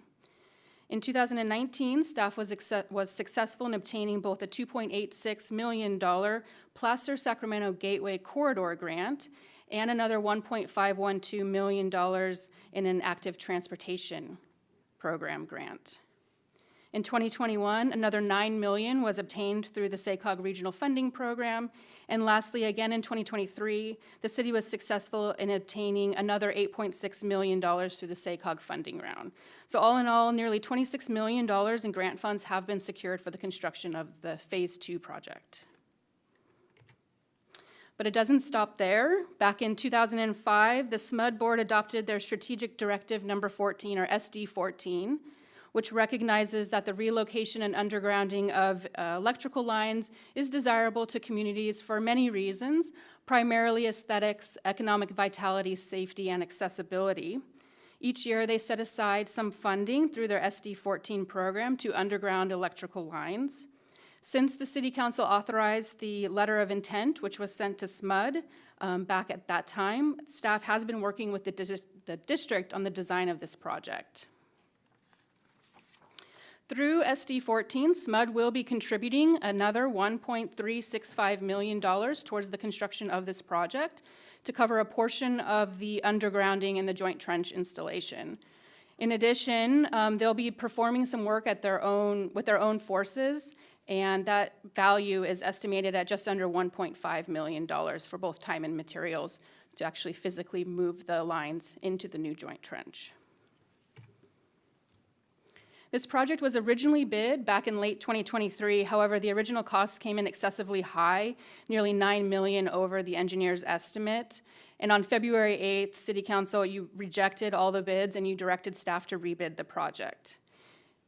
At that time, in an attempt to reduce costs, the design team made modifications to the bid package, including reduced traffic control requirements, allowing 24-hour lane closures, trenching backfill modifications, and a reduction in the amount of storm drain replacement, just to name a few. And on February 14th, the project was rebid and bids were opened on April 10th. The low bid received was from George Reed, Inc. in the amount of just under $29 million. The total estimated cost, which includes the construction management, design support, inspection, and all other associated costs, is $35.515 million. Here's a summary of the various contracts for consideration tonight. The first is the construction contract award in just under $29 million. There is a 10% contingency recommendation on top of that for any unforeseen issues that might come up during construction. We also have a nearly $3.6 million contract for SOMAS for the construction management, inspection, materials testing, and quality assurance monitoring. And then we have a small budget for the design team for their support during the construction phase, so totaling that $35.515 million. Here's where the various funding sources are recommended. So previously we discussed the nearly $26 million in grant funds. That will cover the majority of the project, that and the addition of the SD14 contribution of $1.365 million. But in addition, there's just over $1 million worth of work that the city will be constructing on behalf of a couple utility districts, SASD and the Water District. They will reimburse the city as part of this work the cost of the items that we'll be performing on their behalf, and that's estimated to be about $1.1 million. So that leaves just over $7 million in various local funds that would cover the balance to get to the $35.515 million. So tonight's requests are to approve the various contracts, including construction management, the engineering support, and also to approve the SD14 system enhancement agreement with SMUD to allow for the exchange of funds for the undergrounding. I am here to answer any questions, and then I have the motions on the next slide when you're ready. Okay, I do have one speaker sheet ahead, that Amy needs to read, but any comments or questions before we go to that? I have questions. Go ahead. You want to read? Yeah, let's go ahead and read that then first, if you don't mind. Yeah. Okay, go ahead, Amy. Sure. We received a written public comment from Rick Hodgkins, and he states, "I rise in support of this item as this is a very important. If I'm not mistaken, and I hope someone, whether they're on the city council or one of the presenters, can elaborate if this is at the end of Auburn between Antelope Road and the Placer County, Sacramento County line and the Citrus Heights, Roseville line, where there is not a sidewalk in most areas on either side, and there is not always crosswalk to cross over to the other side either. So I support this. Thank you." And that concludes the written comment. Okay, thank you very much. Go ahead. Well, hopefully he's watching, because all his questions will be answered. You said you're going to widen the sidewalk. You're going to put in bike lanes. Are we doing all that with what's there, or do we have to do some private property condemning and moving into private property? Where's all the space coming from? Yes, there was a right-of-way. During the right-of-way phase, there was some acquisitions, and so small slivers of land were purchased along the frontage of several of the properties to allow for that widening. So in order to conform, there will be some work on private property, but that right-of-way has already been secured and is now part of the city's right-of-way. My other question is, do we still have the Auburn Boulevard Business Association? I don't know if you would know that. Megan would. Do we still own it? Do we still have such a thing? I haven't heard anything from them. I can help with that. I know that it's one that they've been looking to get reactivated. Reactivate. Yeah, there's somebody that's interested in reactivating that, so we're actively talking with them. Okay, well, if they want me to that's my district. So if they need me for anything, let me know. There's I'll be actually a there. meeting scheduled for Tuesday, May 21st. Tuesday, May 21st. Can I go? Yes, I will send you the information. Will you send me something? Yes, ma'am. Thank you. And, okay, that's it. That's all I had. Just a quick comment. We've been looking at this on the budget. It's been in our budget for years. So anybody who has concerns about how we're funding this. It's been built into our budget for quite a long time, so that's all, that's the only comment I had. Yeah, I don't know why we want to rush this, It's been 19 years. It goes back to when I was on the council the first time, so. Me too. I Yeah, remember the yeah, old so it's rather a miracle. It has arrived, and so, great work, tons of work, forever work. Don't give up, stay with it, kind of a thing, and, we finally made it, so it's gonna happen. Any other questions or comments for staff? If not, we'll entertain motions. I'd like to make a motion, adopt resolution number 2024, a resolution of the City Council of the City of Citrus Heights, California, authorizing the city manager to execute an agreement with George Reed Incorporated for the Auburn Boulevard Complete Streets Phase 2 rebid project. Second. Okay, it's been moved by Councilmember Schaefer, seconded by Councilmember Lopez Taft. Any questions or comments to the motion? Seeing none, all those in favor? Aye. Opposed? Motion passes. I'd Next, like to make a motion, adopt resolution 2024, resolution of the City Council of the City of Citrus Heights, California, authorizes the senior manager to execute a professional services agreement with SOMAS to provide construction management, inspection, and materials testing services for the Auburn Boulevard Complete Streets Phase 2 project. Second. it's been moved by Councilmember Schaefer, seconded by Councilmember Lopez Taft. Any comments or questions to the motion? Hearing none, all in favor? Aye. All opposed? Next. Motion passes. Okay. Keep going. Okay, I'd like to adopt a resolution of the City Council of the City of Citrus Heights, California, authorizing city manager to execute amendment number 3 to the agreement for professional services with Bennett Engineering Services Incorporated for construction support for the Auburn Boulevard Complete Streets Phase 2 project. Second. It's been moved by Councilmember Schaefer, seconded by Councilmember Lopez Taft. Any questions or comments to the motion? Hearing none, all in favor? Aye. Opposed? None. Next. Adopt a resolution 2024, resolution of the City Council of the City of Citrus Heights, California, authorizing the city manager to execute an SD-14 system enhancement agreement with the Sacramento Municipal Utilities District for the Auburn Boulevard Complete Streets Phase 2 project. Second. It's been moved by Councilmember Schaefer, seconded by Councilmember Lopez Taft. Any questions or comments on the motion? Hearing none. All in favor? Aye. All opposed? Motion passes. Yoo-hoo. Next item, please. Mayor and City Manager Feeney, can I take this time to just make one quick comment? Regina Cave, General Services Director. I just want to take an opportunity to acknowledge Leslie Blomquist, our city engineer, for getting this project through to this finish line to get to construction. It's been a lot of work, especially this past year, as she's been kind of our sole lead engineer in General Services, along with Daniel Kerr, our senior engineer. But this has been a huge feat on top of the Auburn Boulevard project, getting our Arcade Crippled Creek Trail project done, getting our San Juan Complete Streets project out to bid, and now ready to get our Dewey Drive Van Maren project out to bid. So this is an incredible person right here next to me, and I just wanted to give her some recognition tonight. Absolutely. Great.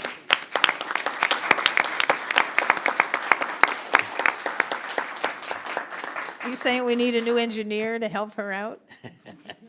We are working on it. So if anybody's watching and you're a registered engineer, we do have positions available we're recruiting for. Okay, next item, please. Next item is regular calendar, item number 10. The subject is Planning Commission discussion. And staff will give a presentation, and City Council will discuss the recommended or the proposed following options in the staff report, which are 1, direct staff to proceed with the necessary municipal code updates to dissolve the Planning Commission, or C, appoint an individual by majority vote to fill the at-large unexpired term on the Planning Commission, or D, do nothing. The Planning Commission would be a 6-member commission until January 2025. And good evening, Mayor and City Council members, Amy Van, City Clerk.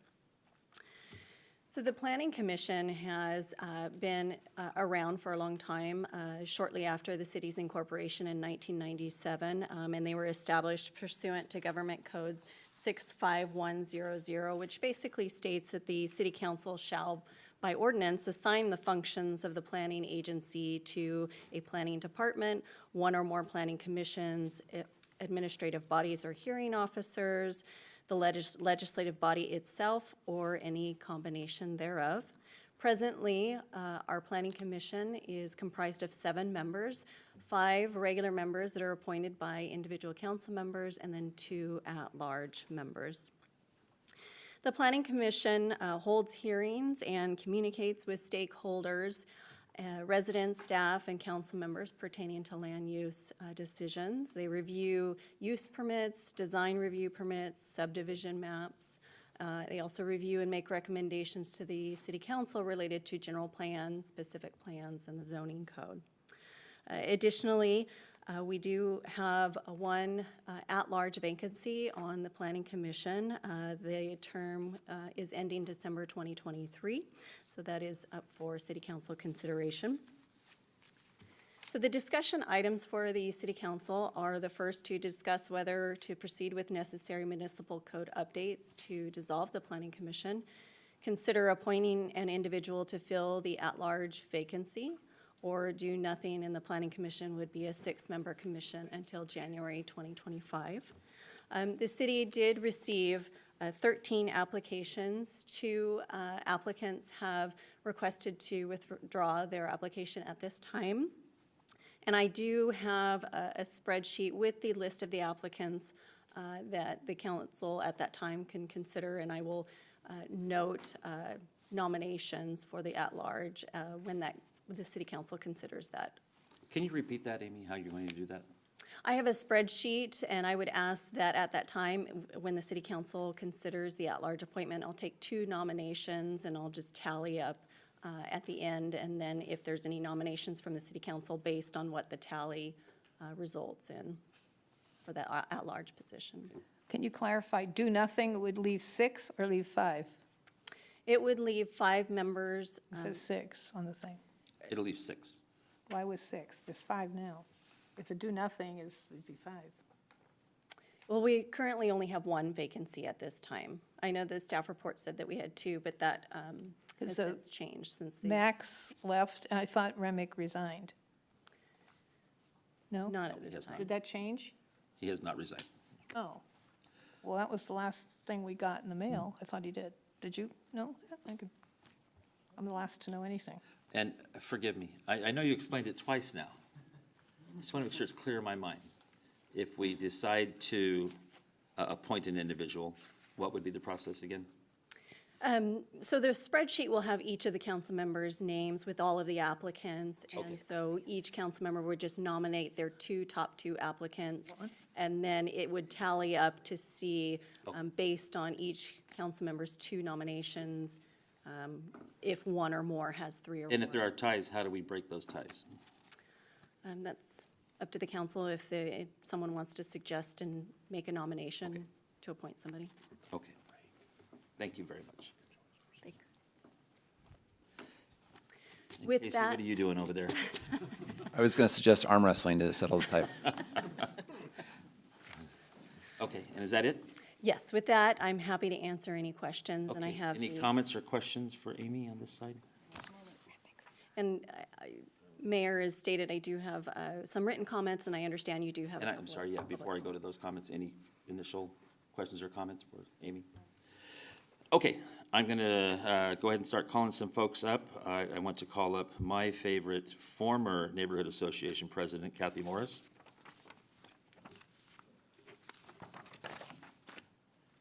You're just my favorite former Neighborhood Association. Former, Mr. Mayor and council members and staff. One of the things that I like best about Citrus Heights, I've only lived here about 25 years, so I wasn't raised here, is the sense of community, the sense of participation, the fact that people really care about this community, and they're willing to say so. It works, communication works in all directions. It comes from the elected officials, from appointed officials, from the city, and most importantly, in my opinion, is from us, the citizens, the residents, the business people. We live here because we want to. We shop here, we work here because we want to. But we expect you to listen to us. We expect to be heard. And one of the things that I believe is the Planning Commission, for example, is a great place to be heard. Now, a lot of us don't go to the meetings. We don't go to the Planning Commission meetings. Maybe we don't come to City Council meetings, but we talk to our Planning Commission members. We talk to our City Council members. It's important to have the groups the city has, such as the Planning Commission, for us to give our opinions to. You need to know what we think. Some of us, as you well know, will tell you. Other people have to be encouraged. You want the input from the citizens of Citrus Heights. The last thing you want to do is get rid of the Planning Commission. Should it be 5 members or 7 members? I can't say that, but it should be there. You need more input. We need more input in Citrus Heights, not less. You don't need to get rid of a group like that. You need to keep it and encourage people to participate. Thank you. Thank you very much. Next up, Michael Lagomarsino.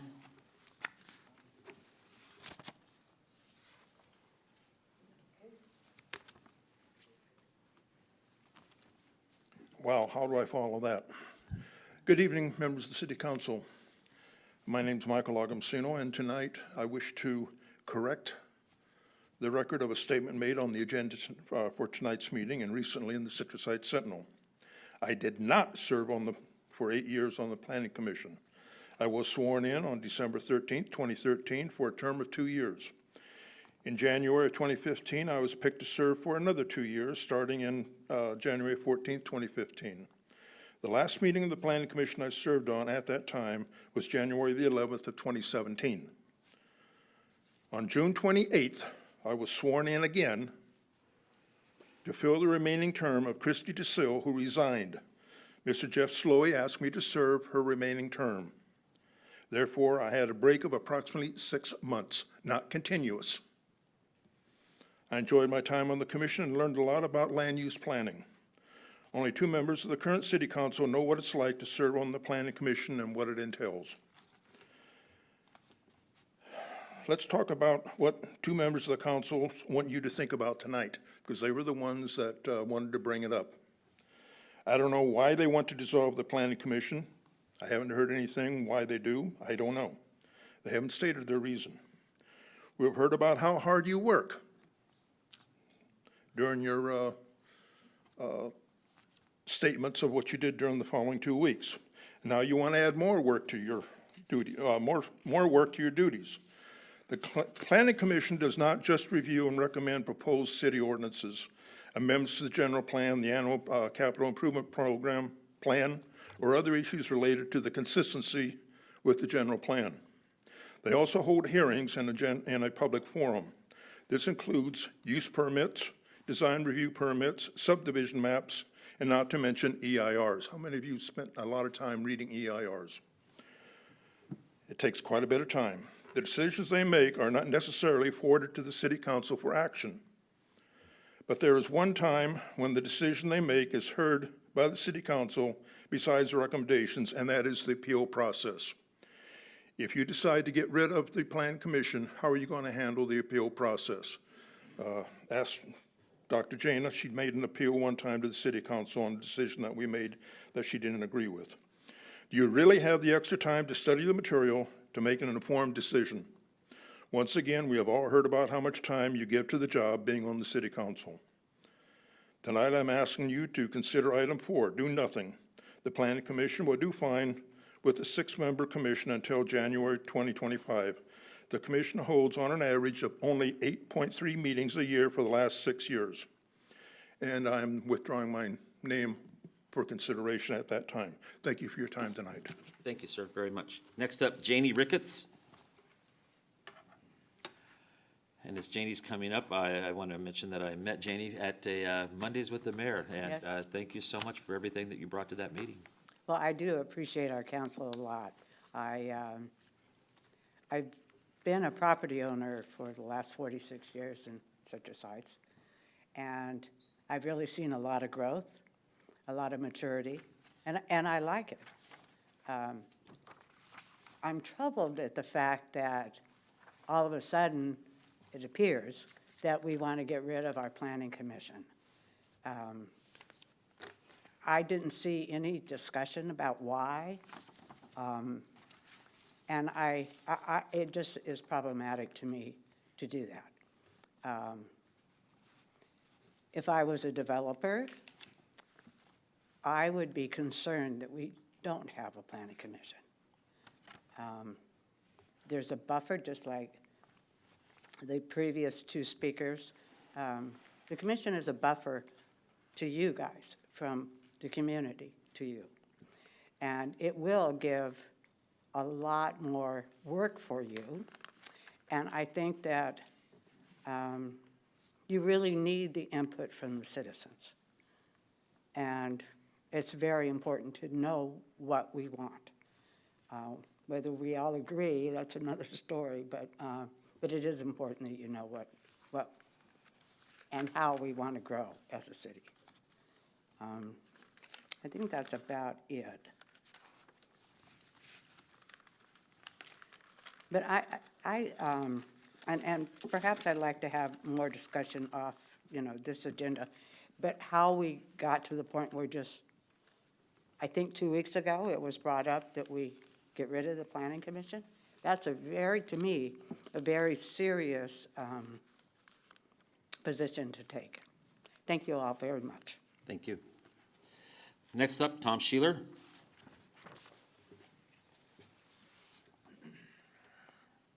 Mayor, council members, Tom Sheeler. As you all know, I'm currently on the Planning Commission. I'll be leaving at the end of my term in December. It was mentioned about the savings for staff and the attorneys when we have Planning Commission meetings. As was just noted about the number of meetings that we have. Obviously, when we don't have meetings, I don't anticipate there should be any cost to that. But I do see a great community benefit in keeping the Planning Commission. We're comprised of independent members, and we provide another layer of background experience and to review projects. As I say, myself being an engineer, we have a number of people on the Planning Commission with all kinds of life experiences, and they bring a different kind of knowledge to the table, each one of them. The Planning Commission provides community members an opportunity to learn about governing and the public meeting process and prepares community members that are considered running for city council. I think this is an important thing not to overlook, not that it just necessarily justifies having a Planning Commission simply for that fact, but it does provide a means of having members, community members, get in and watch, learning the governing process and how a meeting's run, interacting with staff for their consideration to run for city council. It also provides, for those that are going to run for city council, also provides the community an opportunity to see how they function in a governing position. Many city council members, past and present, have served on the Planning Commission, and in doing so have learned many important things about the city of Citrus Heights and city staff, and have developed a greater community knowledge that has served them well in their time on the council. I would urge you to retain the Planning Commission. Thank you. Thank you, Tom. Thank you for your time on the Planning Commission, too. Next up will be the Honorable Bill Van Duker.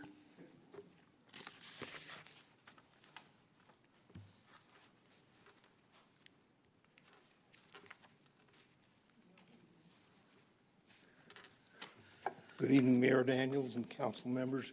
When you're down near the bottom of the speaker list, it's really, really hard to be original. So I'm going to just repeat some of the things you've already heard.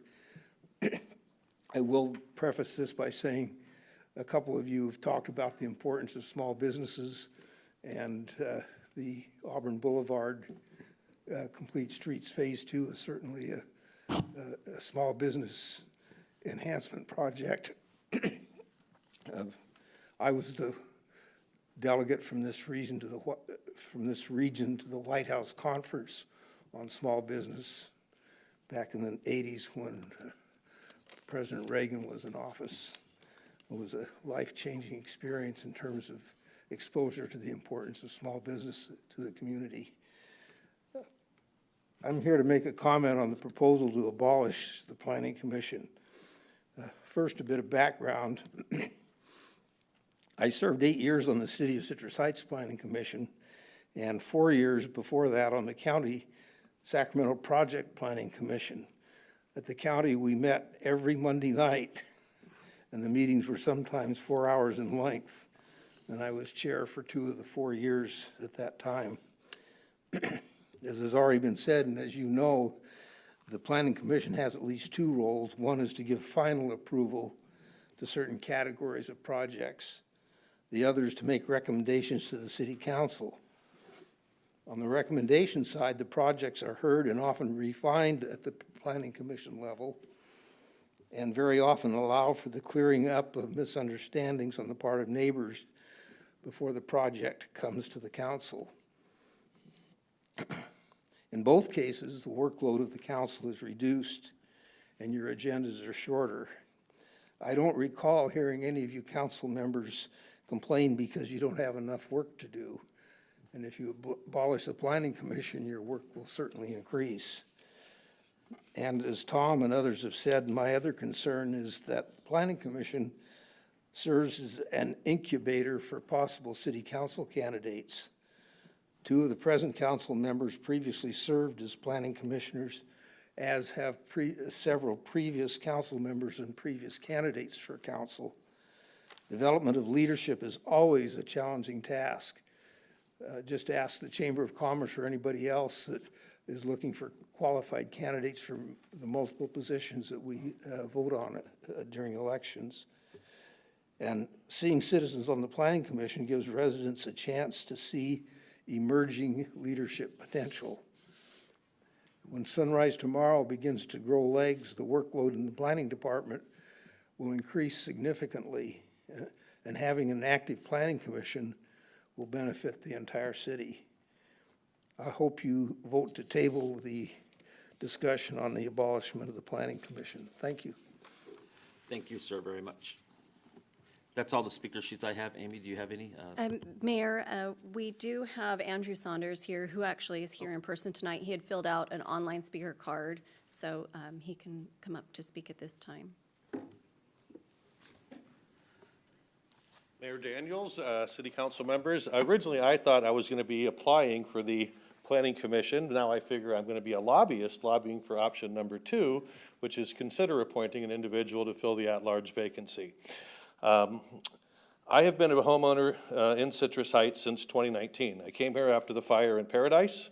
I've rebuilt my life, I rebuilt my business, I've been very successful doing that, and I recently retired. And I am currently, at age 59, a student at American River College in political science. So to expand on a few of the previous speakers, I do see the Planning Commission as a vehicle for eventually becoming viable for City Council. And that would be potentially what I'm looking at doing. Obviously, my biggest concern would be being chosen for the Planning Commission.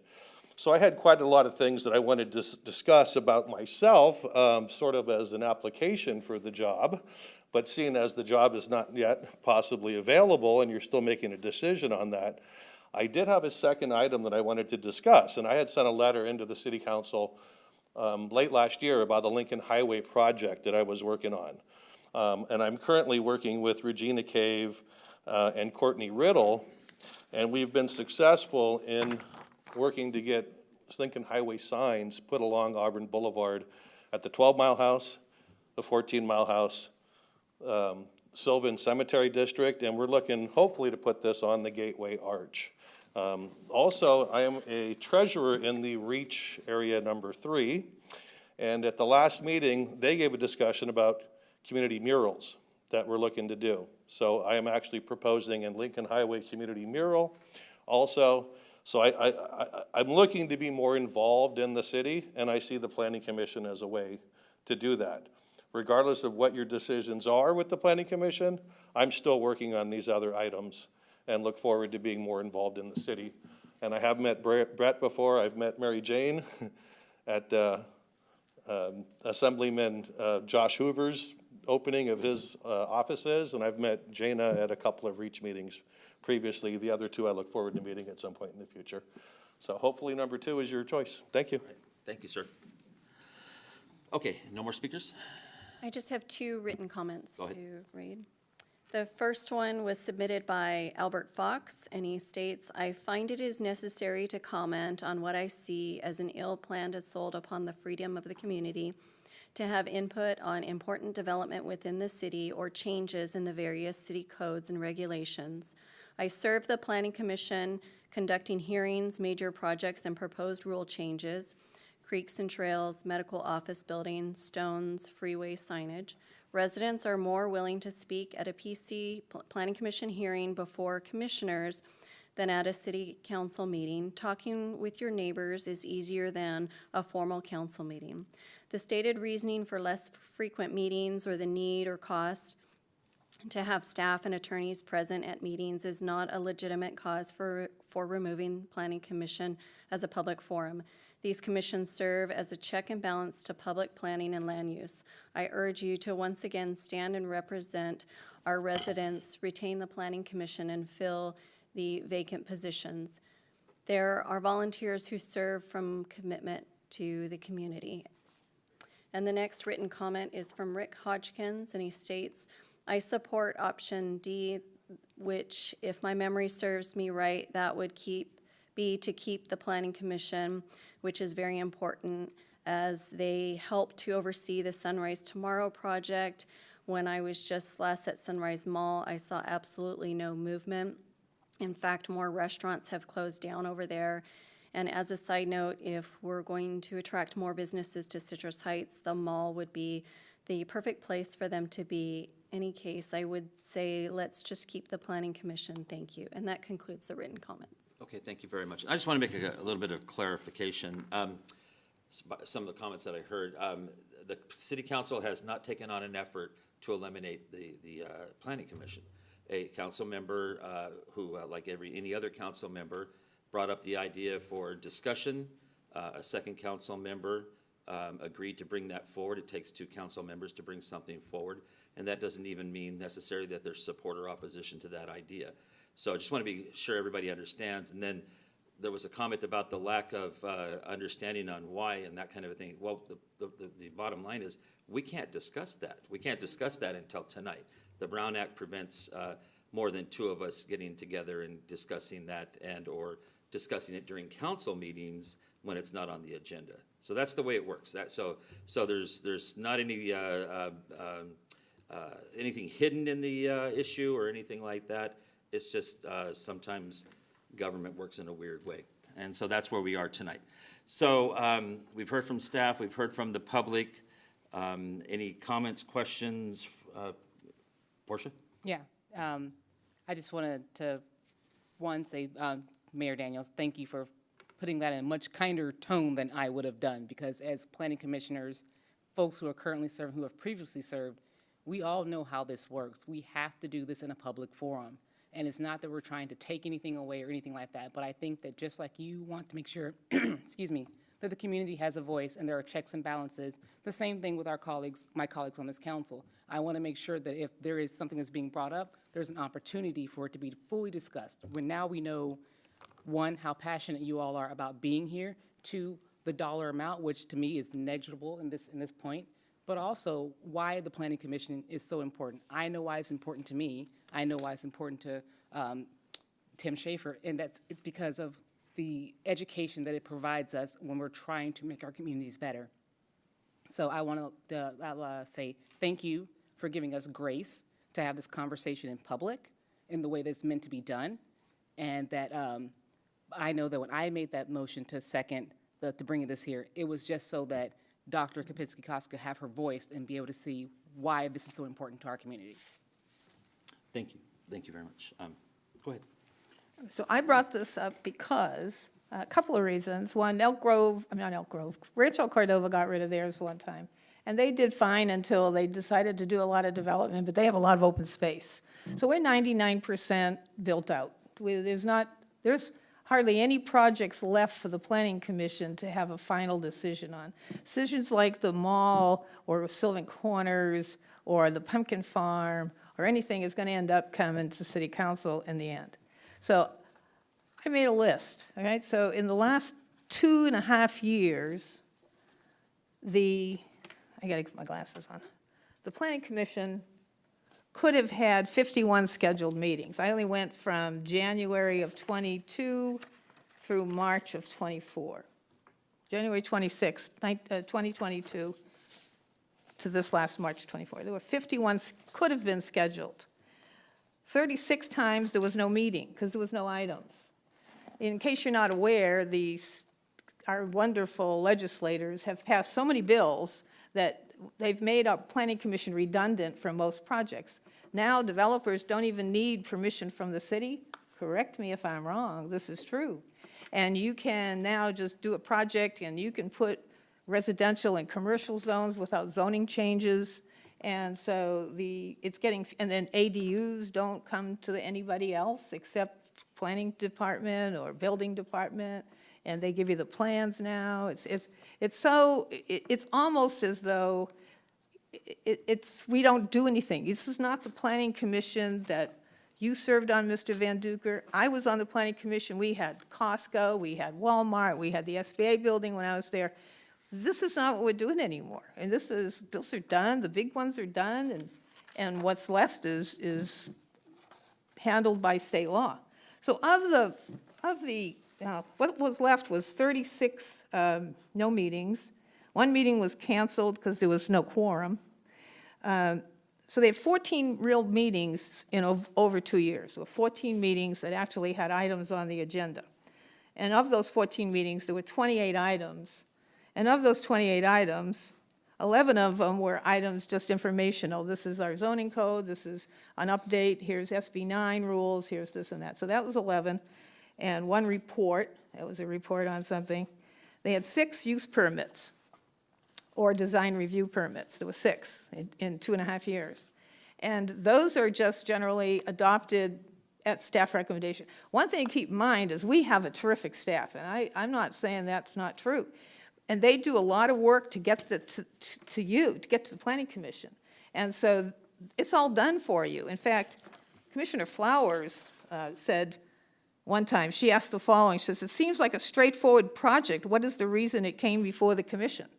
And so to me, we're getting redundant. It's not a place to become a city council member. You're doing a better job becoming a member of your neighborhood association and getting involved in your neighborhood and meeting the people there. Okay, so public comment. I wish that we had public comment at planning commission meetings. 3 meetings in over 2.5 years had public comment at them. So that's not where people came and gave their public comment. And so most of everything was done. Let's see, we had 4 lot splits. That's somebody who's got an acre and wants to split his lot in half. That's so, the staff does make sure that everything is the way it's supposed to be, is according to our codes. So I don't know that we need it. Okay, so it's only $12,000 a year. Couldn't we take that $12,000 and help out the feral cats? So it's different things. It's not just the money. And I did go to the last one. It lasted 35 minutes with 2 items, and the attorney was there. And so I'm thinking, why are we paying for an attorney to sit there, his drive time, and then I'm thinking, anyway, so I just threw it out. If there's a second or a third or a fourth to wait, until we have projects, we could reinstitute it like Rancho did if we needed to. I don't see that we need it. I like to see people get involved in neighborhood associations and say, this is how you get elected. Because when I just got invited, I was Brett Daniels' appointment to the Planning Commission. And I was very involved in my neighborhood. And so that's what you do. And I know that our final decisions for the Planning Commission are done. There are no more. So, if anyone can't correct it, what I said, fine, but that's my spot. Who appointed you, Portia? Steve Miller. Oh, Sorry, Steve Miller. Just trying to remember. Thank you. Yeah, go ahead. So I certainly like to address this. I certainly served on the Planning Commission. I think that when we have discussions like this, where it seems very abrupt to the public here that suddenly we're talking about abolishing the Planning Commission, I see the Planning Commission as an additional opportunity to engage the community. That's what for me, that's what the big benefit of the Planning Commission is. It gives people an opportunity to come forward, even if they don't even, if they're tuned out, if it only comes to the city council, That's a one-time deal. If they're not tuned in, there's a better shot of getting better community engagement if we have the planning commission hear it, and then even if it does come to the city council, at least it just offers an additional opportunity to engage the community. I think that's a responsibility that we have as a council, to keep that engagement, to heighten that engagement to the greatest degree that we can. So I will tell you that there's no way I can support this, abolishing the planning commission. Yeah, and I'll just add quickly that I know that just even recently, there was a very good, I think, example of the importance of the commission, and that was there was a very small little development planned on Mariposa, and there was some dispute after we thought it was going to be something simple or whatever, and it was the planning commission, I think, that was able to play, you know, maybe shouldn't say it this way, but play referee, or at least look at the sides and help make a decision. You know, not everybody's going to be happy with the decision, but I think they played a good role in being available to the community to kind of work that out. So I see that kind of value in the commission also. Okay, any other comments or questions? So do we have to, Amy, do we have to make a certain motion first before speaking? Go ahead. I'll withdraw my motion to abolish.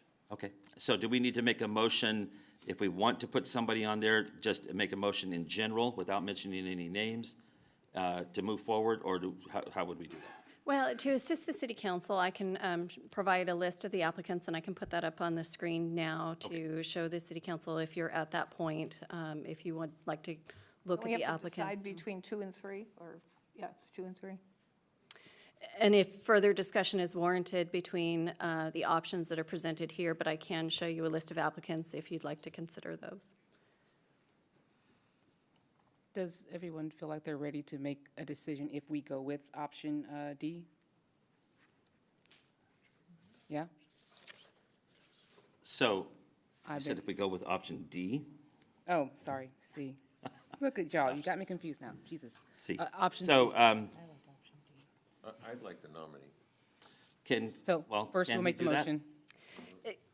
I have provided a spreadsheet that it's at the pleasure of the council. If you'd like to use it to take nominations, you could take 1 nomination or 2 nominations, or if you'd like to ask for nominations and make a motion and take a vote on an council member's motion. That's at the pleasure of the mayor and the council. Okay, I think we can keep it simple and just entertain a motion. So we'll start there. If it falls apart, maybe we'll go a different direction. Any motions regarding the item? Okay. A motion on You can which? make a motion by name if you desire. Oh, okay. I'd like to nominate Kelsey Nelson. I'll second it. There is a motion to nominate Kelsey Nelson to fill the at-large unexpired term on the Planning Aren't we Commission. going to do the spreadsheet? Is that what's, we're not doing the spreadsheet? We're not doing the spreadsheet at this point, yeah.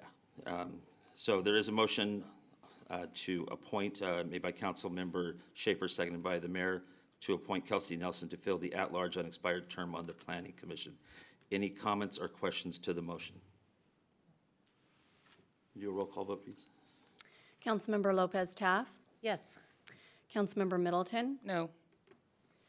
Councilmember Schaefer, Yes. Vice Mayor Kropinski Costa, No. and Mayor Daniels. Aye. Okay. Next item, please. We don't get to pick our people.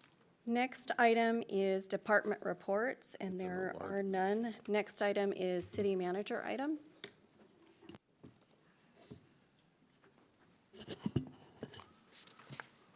All right. Good evening, Mayor and council members. Ash Finney, your city manager. I've got a few updates for you tonight. First, we had a fantastic trail opening. I know that you spoke to this as part of your opening comments, but it was so fun. I just wanted to celebrate it one more time before we end the meeting here. The trail is officially open, so if you weren't able to make the ribbon cutting event, please get out there. It's a fantastic amenity for the community, and it connects a lot of parks, schools, neighborhoods, market areas, fantastic community amenity. And this picture, you can see our city engineer, Leslie Bloomquist, who you heard from earlier tonight on another major project, with Auburn Boulevard Phase 2, but she and Director Kempenaar were very instrumental in making this happen, and certainly it wouldn't be here without them. So terrific work on that, a lot of coordination with partners, and just can't thank them enough for putting together a fantastic community amenity, and please go out there and celebrate. It'll be celebrated for many generations to come. Nice T-shirts. Next slide.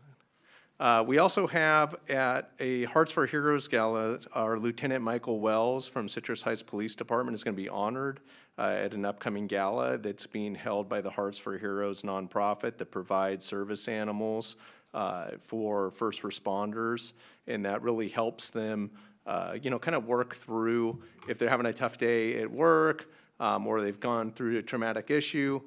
You've seen our dog that's been donated from Hearts for Heroes, Ellie, that is available to those that work in our police department, and also not only for folks in the department, but some of the people they encounter that may be going through a stressful event.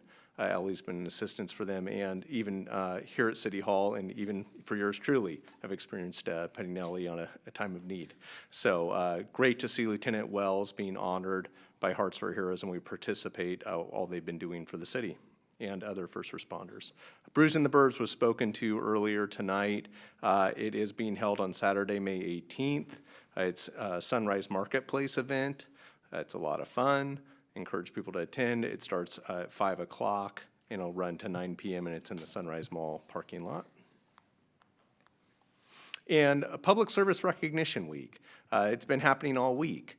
And this is a week that commemorates city employees and public service in general, and our human resources team, which is Director Talwar's Administrative Services Department, and our new Human Resources Manager, Brody Lorda, have been putting together, along with their team, some fantastic events for all the city employees. And the City Council went ahead and put together a proclamation that was signed by Mayor Daniels ahead of the week, and we were able to present that to staff on Monday too. So really appreciate the team that have been involved in recognizing public service, but more importantly, everybody that's providing public service and all the city employees that do their best to improve the quality of life for Citrus Heights residents and businesses every day.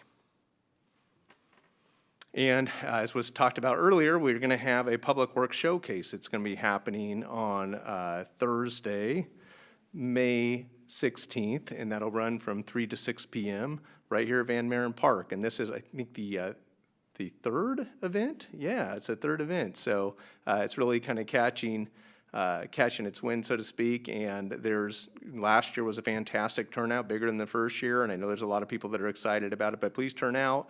It's not only a great time to learn about what happens through our general services team, as well as a lot of our contractors and then our partner agencies, but there's also opportunities to learn maybe about some potential career paths. And I remember at last year's event, there were folks that were taking applications and some jobs that come out of this. So great opportunity for families and those that are maybe looking to explore a career path. So again, that's Thursday, May 16th from 3 to 6 at Van Maren. And that concludes my updates. All right. Next item, please. Next item is items requested by council members or future agenda items. Anything? Nothing. Next item. Oh, yep, go ahead. I kind of want to address the feral cat issue. Is there something we can put on an agenda that can, or something that we can direct you to direct staff, that we don't starve cats, is there something we can do? I heard a lot of public comment tonight. We'll certainly be talking from a staff perspective about those public comments and learning more. But we do have, as part of our strategic plan, an animal control, animal services discussion item that we're going to be bringing back to council as part of that strategic plan. Meanwhile, can we kind of ask not to give that advice that she requested? Yeah, I'm definitely going to talk to the team about some of the comments tonight. All right. Anything else? Next item, please. And there are no further items.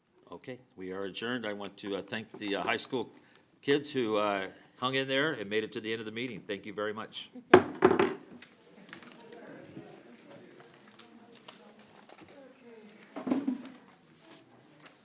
you for that support. give this. You have somebody you feel strongly about. I'm not gonna stand in your way.